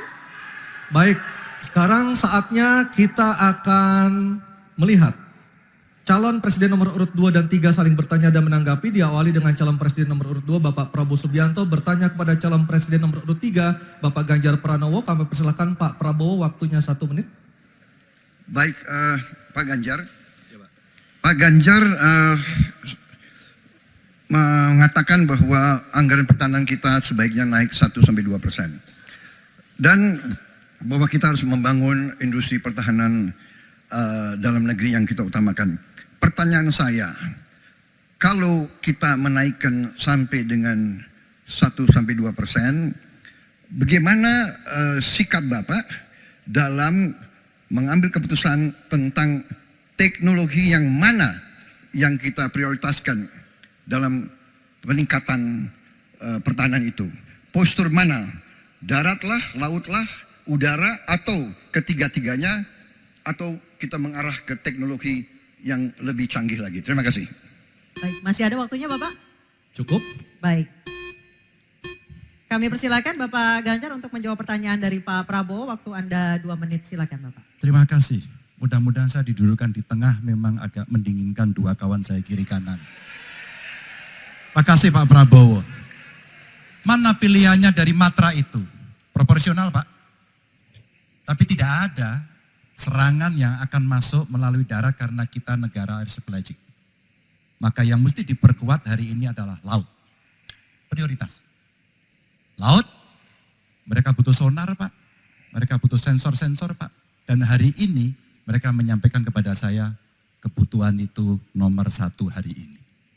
Yang berikutnya tentu udara. Kenapa udara? Kami tidak bisa Pak. Dan saya senang kalau nanti Bapak dalam forum ini menjelaskan ide Bapak untuk membeli pesawat bekas. Kenapa ini menjadi penting? Kami tidak rela dengan statement Bapak tadi yang saya dukung Pak. Kasihan prajurit. Pak kalau pilotnya itu mesti dilatih 3 tahun, pesawatnya bekas Pak. Dan dia harus datang lagi, pelatihan lagi Pak. Dengan resiko yang sangat tinggi, tentu itu sangat berbahaya. Maka peningkatan itu Pak di awal saya sampaikan, kenapa pertumbuhan harus tinggi? Kenapa industri dalam negeri menjadi prioritas? Bahkan saya sebut tadi, tank dibuat di mana, heli, fregat, cyber dibuat di mana, agar kita bisa konsisten dalam perencanaan pembangunan, termasuk ketika kita membuat kapal selam yang sudah dimulai dari PT PAL. Yang kerjasamanya kalau tidak salah Bapak batalkan dengan Korea Selatan. Tolong Pak kalau saya keliru, ini kesempatan Bapak yang untuk bisa menjelaskan. Dengan PT PAL yang kerjasama dengan Korea Selatan. Kapal selam. Pak Prabowo. Ya. Jadi nanti itu. Ini nggak apa-apa kalau saya terima sebenarnya debat sebenarnya seperti ini. Kalau boleh tanya jawab langsung. Baik silakan Bapak Ganjar, silakan. Oke. Silakan Pak dilanjutkan, masih ada waktu. Masih ada waktu Pak Ganjar. Iya, ya karena sudah selesai. The stage is yours Pak, silakan. Baik, silakan Pak Prabowo, waktunya 1 menit. Baik, terima kasih Pak Ganjar. Kesempatan saya bisa menjawab. Jadi, alat perang itu usianya kurang lebih 25 sampai 30 tahun. Pesawat terbang, kapal perang dan sebagainya. Jadi, bukan soal bekas dan tidak bekas, tapi usia pakai, ya.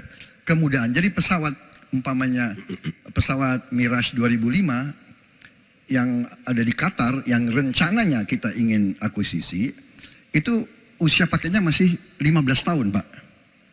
Dan teknologi ini mengarah kepada yang lebih canggih. Kita menunjukkan yang canggih, yang terbaru. Tapi kalau kita beli baru, datangnya Pak, baru 3 tahun, dan operasionalnya itu baru 7 tahun Pak. Nah sementara 3-7 tahun ini, kita perlu deterrent, kita perlu kemampuan. Itu maksudnya latar belakang. Jadi saya kira itu yang bisa saya jelaskan, tapi waktu yang singkat tidak cukup. Baik, waktu sudah habis. Saya kembali ke Capres nomor 3. Tenang dulu. Bapak Ganjar untuk menanggapi tanggapan dari Pak Prabowo. Silakan Bapak 1 menit. Ya awalnya saya percaya sekali bahwa Bapak akan memahami ini. Tapi hari ini saya menjadi meragukan. Karena saya bertanya kepada pilot. Saya bertanya kepada Angkatan Laut pada persoalan ini. Perencanaan pembangunan yang top down membuat seluruh matra hanya menerima saja. Kenapa ini saya sampaikan Pak? Maka kalau kita bicara katakan bukan soal cerita bekasnya, buat kami tidak. Karena Yuwono Sudarsono pernah menolak itu dan apa yang Bapak rencanakan hari ini ditunda. Apa artinya? Saya kira perencanaannya terlalu gegabah pada soal itu. Dan keseriusan itu tidak dimunculkan sama sekali pada pengelolaan industri pertahanan dalam negeri. Di mana PT PAL kemudian hari ini sudah mendapatkan hutang dan kemudian dia tidak bisa melaksanakan apapun pada soal itu. Maka ini menjadi catatan, tapi saya berterima kasih karena Pak Prabowo menjelaskan itu. Dan mudah-mudahan masyarakat menjadi jelas posisinya. Baik, terima kasih Pak Ganjar, Pak Prabowo dan Pak Anies. Kita berikan aplaus yang meriah untuk ketiga calon presiden kita. Bapak dan Ibu sekalian. Baik para hadirin dan juga pemirsa, kita akan jeda dulu. Selanjutnya akan sama seperti segmen ini, akan ada tanya jawab antar capres. Dan kami persilakan untuk para calon presiden kembali duduk. Jangan kemana-mana, tetap di debat ketiga calon presiden pemilu tahun 2024.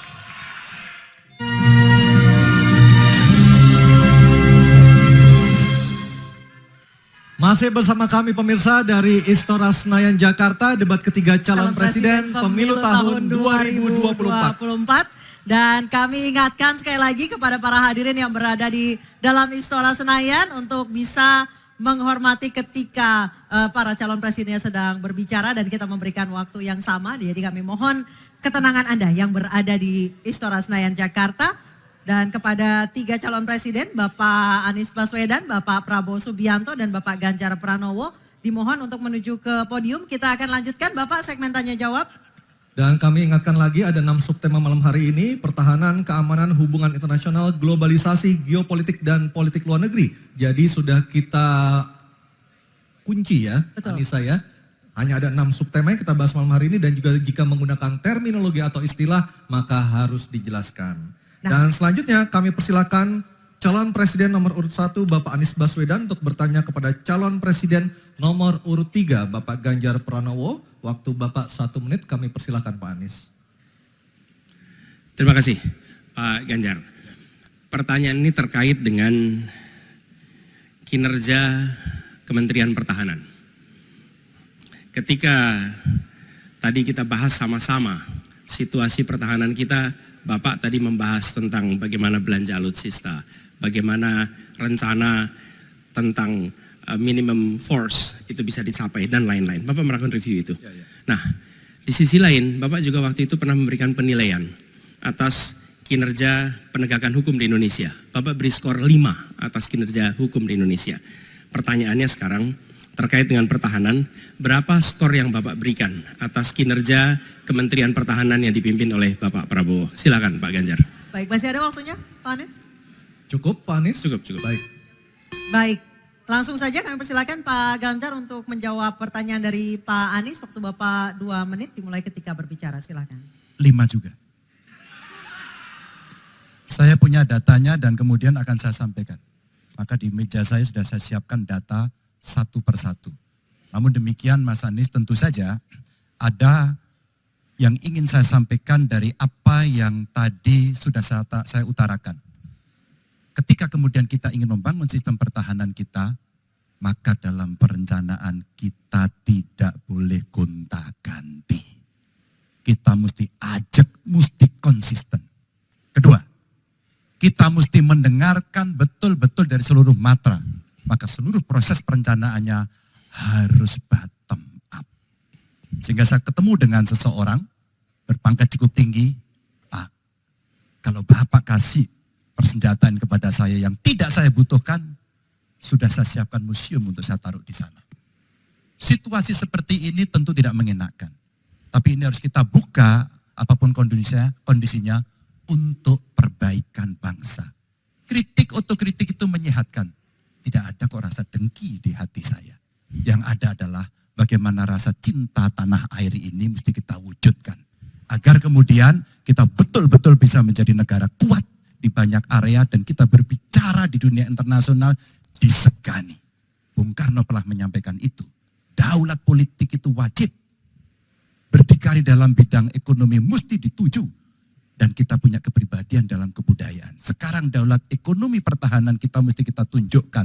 Maka ketika banyak perusahaan-perusahaan waktu itu yang sangat strategis dibikin, itu mimpi sejak dari lama pendiri bangsa agar kita menjadi negara kuat. Dan itulah yang sebenarnya kita-kita yang harus meneruskan itu. Begitu Mas Anies. Ya, makasih Pak Ganjar. Cukup Pak Ganjar, baik Pak Anies. Silakan menanggapi jawaban dari Pak Ganjar, waktu 1 menit Pak Anies, silakan. Jadi TNI, tentara kita, polisi kita, semua bekerja luar biasa di lapangan. Kita harus berikan rasa hormat dan terima kasih. Karena mereka mengerjakan hal-hal yang sulit, hal-hal yang berat. Tapi sisi kebijakan menurut saya lebih parah. Kenapa? Di era Pak SBY, kenaikan gaji terjadi 9 kali. Selama era ini hanya bernaik gaji 3 kali dan akan naik nanti tahun depan. Karena menjelang pemilu mungkin naik gajinya. Tapi di sisi lain, kesejahteraannya tidak dipikirkan dengan serius. Tukin hanya 80%. Lihat Kementerian Keuangan, lihat Kementerian PUPR. Menteri-menterinya mengusahakan peningkatan tukin di mereka. Lalu kita lihat tadi alutsista yang bekas, yang itu resikonya adalah keselamatan dari TNI kita. Mereka bekerja keras menjaga setiap jengkal tanah Republik ini. Tetapi mereka tidak didukung dengan policy. Karena itu menurut saya skornya justru di bawah 5 Mas Ganjar. Kalau 5 itu ketinggian Pak Ganjar. Terima kasih Pak Ganjar. Baik, waktu habis Pak Anies. Pak Ganjar silakan jawab pertanyaan dari Pak Anies. Waktu Bapak 1 menit. Silakan Pak Ganjar. Mas Anies gak usah takut. Disebut aja angkanya berapa gitu loh. Kayak saya gitu loh. Jangan di bawah 5, sebut aja berapa. 11 Mas, dari 100. Oke. Ini sedikit ngajari kendel Mas Anies biar berani. Apa yang kemudian saya lakukan dari jawaban saya untuk membela para TNI kita? Saya bersama mereka. Saya mendengarkan, saya berkeliling Indonesia, saya mampir bertemu di rumah-rumah mereka, di asrama-asrama mereka. Maka kami tidak mau kalau kemudian mereka, mohon maaf, bertempur dan mati sia-sia. Saya tidak rela. Maka itulah yang saya bela. Maka perencanaan bottom up itu betul-betul sebuah perencanaan yang mereka inginkan. Mereka harapkan dan mereka bisa menggunakan dengan sangat efektif. Termasuk pada soal kesejahteraan tadi yang disampaikan. Dan saya sepakat pada soal itu. Baik, terima kasih Pak Ganjar. Mohon tenang, mohon tertib Bapak dan Ibu sekalian. Kita akan lanjutkan. Kami persilakan kepada Capres nomor 2 Pak Prabowo untuk bertanya kepada Capres nomor 1 Bapak Anies Baswedan. Waktunya 1 menit Pak Prabowo, kami persilahkan. Saya cukup kaget karena beberapa hari yang lalu calon wakil presiden Bapak menyampaikan bahwa negara kita tidak dalam keadaan perang sehingga untuk apa kita harus beli alat-alat perang. Tapi hari ini Bapak mengatakan Bapak setuju dengan kenaikan anggaran 1-2%. Jadi itu saya minta ketegasan. Yang kedua,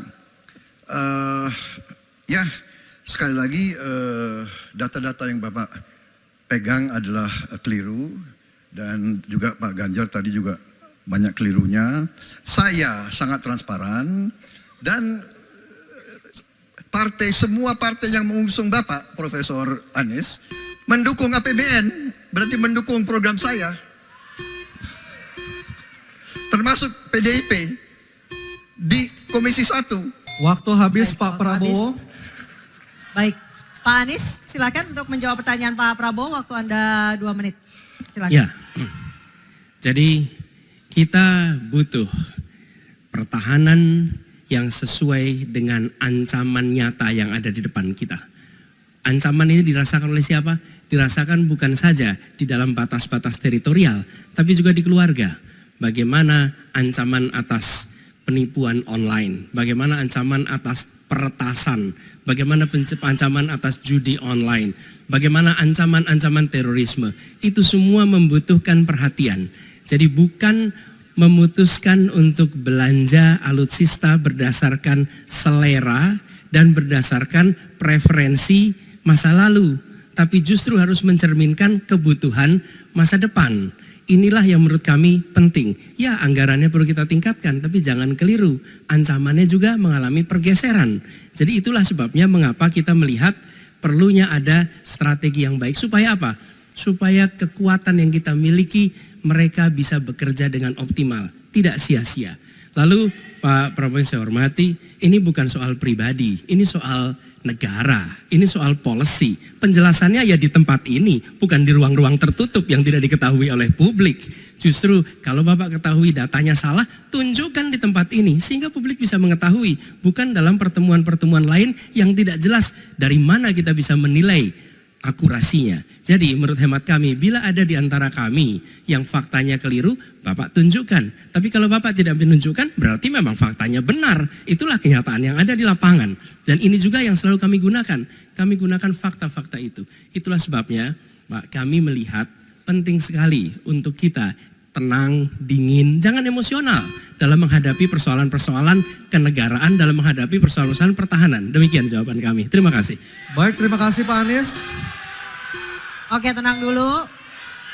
Tenang dulu. Mohon tenang Bapak dan Ibu. Mohon tenang supaya kita bisa mendapatkan intisari dari jawaban maupun pertanyaan dari ketiga capres kita ini. Dan kami persilakan Pak Prabowo untuk menanggapi Pak Anies dalam waktu 1 menit Pak. Kami persilakan Pak Prabowo.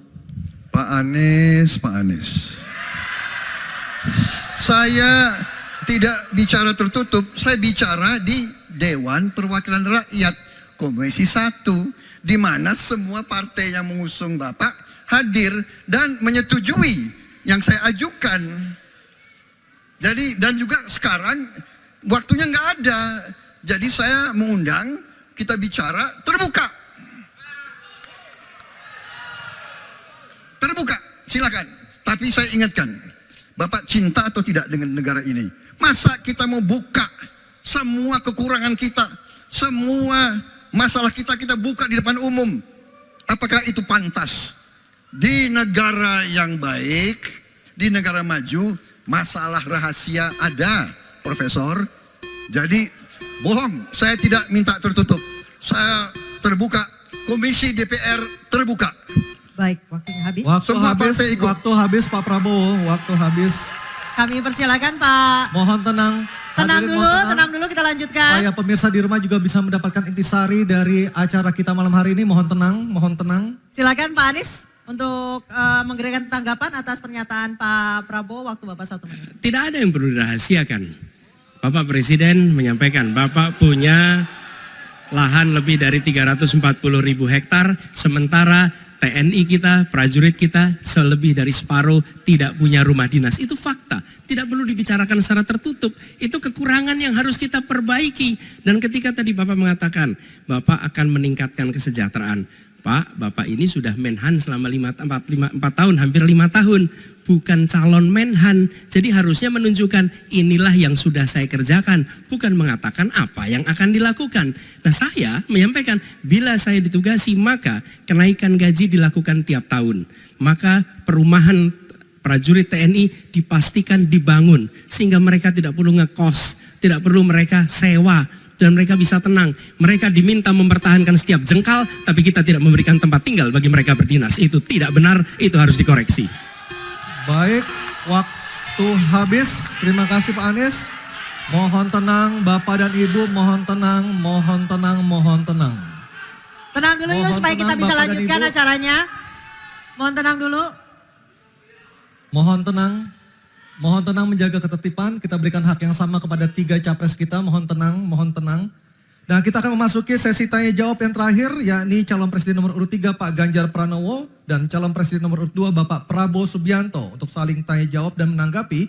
Dan kami silakan Pak Ganjar untuk bertanya kepada Pak Prabowo, waktu Anda 1 menit, silakan Pak Ganjar.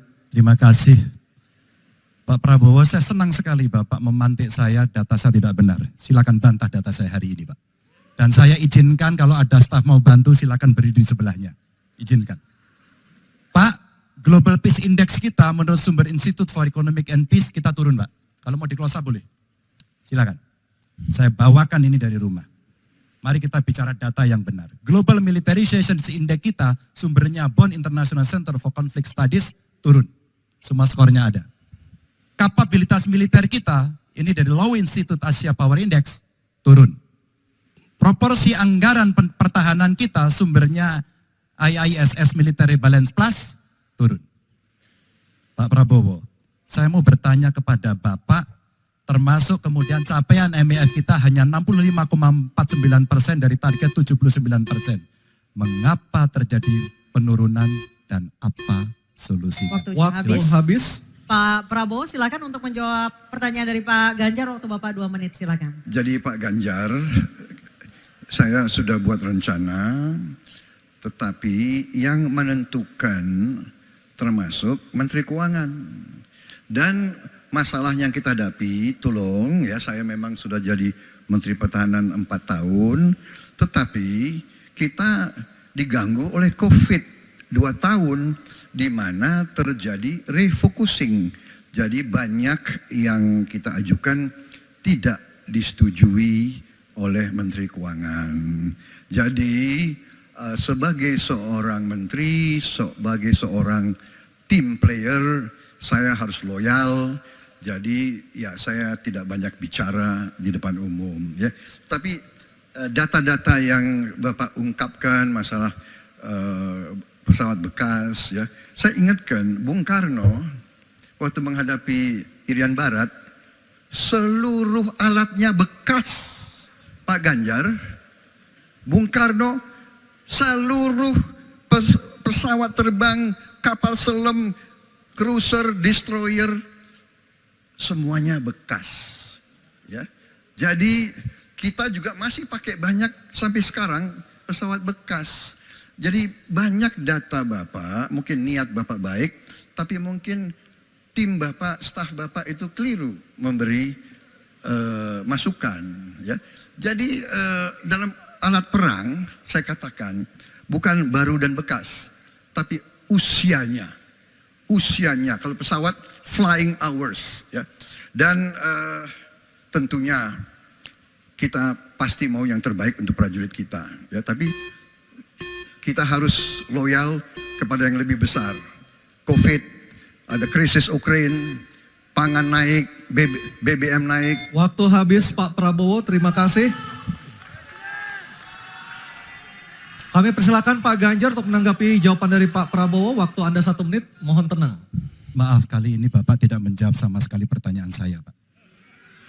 Saya pengen data yang Bapak katakan salah, data pertahanan Anda ini, data pertahanan saya, silahkan Anda bantah di sini.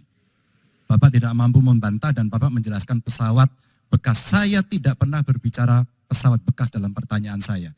Minimal saya bertanya, tadi kalau Bapak, maaf mendengarkan terakhir, capaian MIF kita hanya 65-49% dari target 79% dan ini mengkhawatirkan karena akhir tahun ini sudah harus selesai. Bapak juga tidak menjawab. Jadi artinya sebenarnya apa yang Bapak jawab dari seluruh pengelolaan pertahanan yang ada di Indonesia ini? Sungguh-sungguh saya meragukan itu karena data ini kemudian Bapak tidak mampu membantah di sini.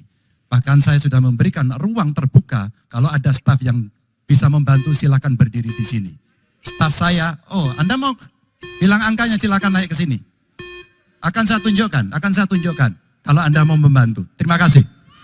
Baik, terima kasih Pak Ganjar. Oke, tenang dulu. Kami persilakan Pak Prabowo untuk tanggapan dari pernyataan Pak Ganjar. Waktu Bapak 1 menit, silakan. Ya, jadi begini, yang Bapak ungkapkan itu saya bisa bantah, waktunya tidak cukup. Saya siap berjumpa dengan Bapak. Mari kita bahas satu persatu, akan saya buktikan. Saya butuh hari ini, Pak. Nggak bisa. Saya tidak dikasih waktu. Jadi Anda tidak fair. Anda minta saya kasih penjelasan yang begitu rumit, tapi waktu saya terbatas. Jadi saya transparan, saudara. Dan yang saya katakan, kalau kita bicara MEF itu mulai dari berapa periode yang lalu. Ya, kalau kita mau buka-bukaan, Menteri Pertahanan sebelum saya, apakah tidak juga berpengaruh? Juga Menteri Keuangan yang banyak tidak menyetujui disbursement.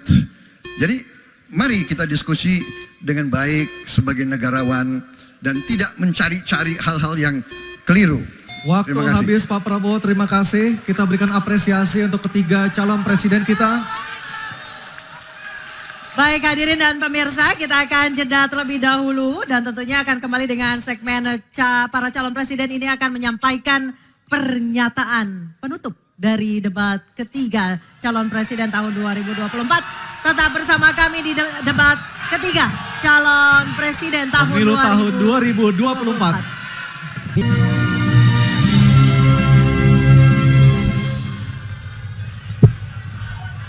Terima kasih pemirsa, Anda masih bergabung bersama kami dari Istora Senayan Jakarta dalam acara debat ketiga calon presiden pemilu tahun 2024. Mohon kerjasamanya Bapak dan Ibu sekalian karena ada jutaan orang di rumah yang berhak juga mengikuti acara ini dengan ketenangan. Misalnya kita mendapatkan intisari dari debat ketiga ini. Dan kita sudah sepakat sejak awal dan juga sudah tertera jelas di tata tertib bahwa Bapak Ibu yang ada di sini harus tenang. Kepada ketiga calon presiden, Bapak Anies Baswedan, Bapak Prabowo Subianto, Bapak Ganjar Pranowo, kami mohon untuk maju ke podium. Segmen ke-6 ini adalah segmen terakhir di mana para calon presiden akan menyampaikan pernyataan penutup. Dan kesempatan pertama kami berikan kepada calon presiden nomor urut 2, Bapak Prabowo Subianto menyampaikan pernyataan penutupnya dalam waktu 2 menit. Kami persilakan Pak Prabowo Subianto. Saudara-saudara sekalian, kita patut bersyukur bahwa dalam beberapa dasawarsa ini negara kita terhindar dari konflik bersenjata dengan negara asing. Ini berkat kepemimpinan dan kenegarawanan pemimpin-pemimpin kita. Untuk itu saya ucapkan terima kasih dan saya mengajak kita semua mengucapkan terima kasih kepada semua pemimpin dan presiden kita terdahulu. Juga saya bertekad manakala saya menerima mandat dari rakyat untuk tetap menjalankan politik bebas aktif, non-blok, menghormati semua negara, menjadi tetangga baik bagi semua negara di kawasan kita, menjaga jarak yang tidak terlalu jauh tapi juga tidak terlalu dekat dengan semua kekuatan, menjalin kerjasama ekonomi. Saya juga ucapkan terima kasih dan mengajak semuanya mengucapkan terima kasih kepada seluruh prajurit TNI dan Polri dan ASN di seluruh Indonesia yang telah bekerja keras untuk menjaga kita sehingga kita seperti sekarang siap untuk tinggal landas, siap untuk bangkit menjadi negara maju. Kita perlu untuk mempertahankan sistem yang sudah baik. Saya akan teruskan TNI dan Polri tetap berada langsung di bawah kendali Presiden untuk mempercepat reaksi dan memperpendek rentang kendali dan rentang komando. Saya juga akan memperbaiki kesejahteraan dan kualitas hidup TNI, Polri, dan ASN secara signifikan. Saya mengajak semua bangsa bersatu, rukun, dengan kerukunan, dengan persatuan, kita akan jadi kuat. Waktu habis. Terima kasih. Pak Prabowo Subianto, terima kasih. Baik, selanjutnya kami berikan kesempatan. Baik, oke, tenang dulu. Kami berikan kesempatan untuk calon presiden nomor urut 3 Bapak Ganjar Pranowo untuk menyampaikan pernyataan penutup. Waktu Bapak 2 menit, silakan. Terima kasih. Untuk mengakhiri ini tentu saja saya ingin membacakan kembali data, saya khawatir kita keliru. Kalau dari buku Himpunan RKKL 2019-2004, anggaran Kementerian Pertahanan 2019 107,158, 2020 127,358, 2021 136,996 triliun. Ada peningkatan. Maksud saya agar kita tidak keliru pada soal data. Dan capaian IMF kita dari data lakibnya Kemenko Polhukam yang dipublish secara terbuka, karena kami tidak bisa mendapatkan data dari Kemenhan secara terbuka, maka minimum essential force kita memang kemungkinan akan berat untuk bisa terpenuhi. Maka Bapak Ibu, dalam konteks politik luar negeri kita, maka otonomi strategis menjadi begitu penting untuk meredefinisi dari politik kita yang bebas aktif. Duta besar cyber menjadi penting karena problem besar kita hari ini adalah pada dunia digital. Maka kita perlu duta besar ini untuk merespon perubahan-perubahan global yang ada. Duta besar krisis iklim kita perlukan, garda samudra sebagai strategi baru dari poros maritim dunia. 100% pesawat kita mesti siap tempur, alutsista kita mesti siap tempur, dan zero tolerance untuk kecelakaan pada alutsista kita. Kekuatan pertahanan Indonesia di angkatan cyber akan kita tingkatkan, dan anggaran pertahanan hingga 2% dari PDB. Keamanan mendorong pada profesionalisme kepolisian yang mau tidak mau harus kita lakukan. Badan Cyber Polri kita dorong sampai satuan baru di setiap Polda untuk TPPO, kekerasan terhadap perempuan dan anak. Tentu kesejahteraan prajurit dan keluarga menjadi begitu penting untuk mendapatkan perhatian. Dan beasiswa kuliah untuk anak prajurit dan bayangkara yang membutuhkan perlu kita lakukan. Indonesia Garda Samudra. We are Waktu habis Bapak Ganjar Pranowo. Oke, tenang dulu. Baik, kesempatan berikutnya kami berikan kepada calon presiden nomor 1 Bapak Anies Baswedan menyampaikan pernyataan penutupnya dalam waktu 2 menit. Silakan Pak Anies. Sebagai Presiden Republik Indonesia, maka prioritas pertama dan terutama adalah memastikan rasa aman pada tiap keluarga dan setiap jengkal tanah Indonesia.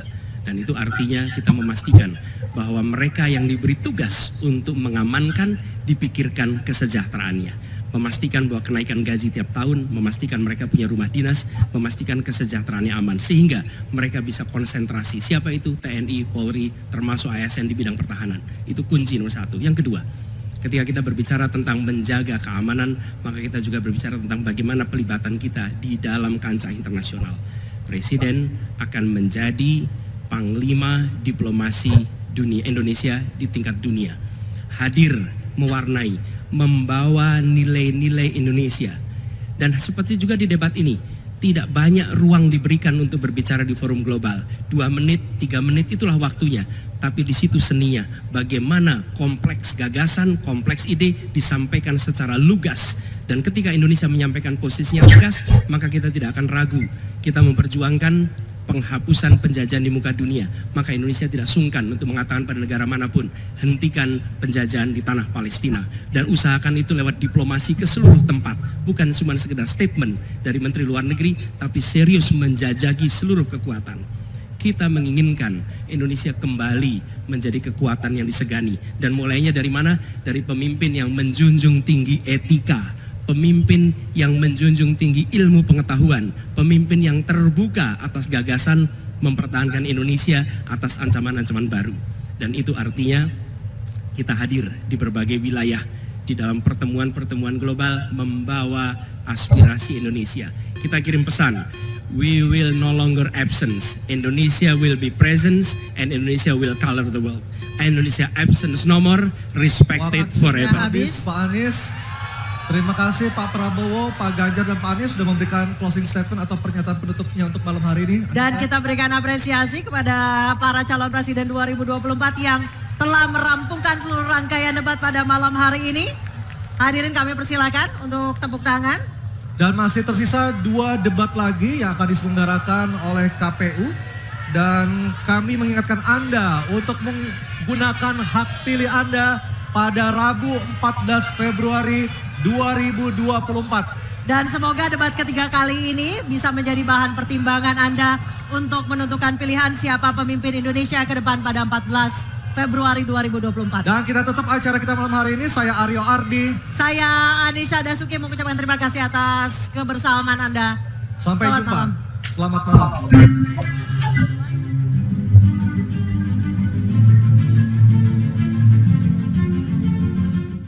این شمال سر کوچه‌لر روان یورک بارم میذاره یولرم امان امان Omon, omon.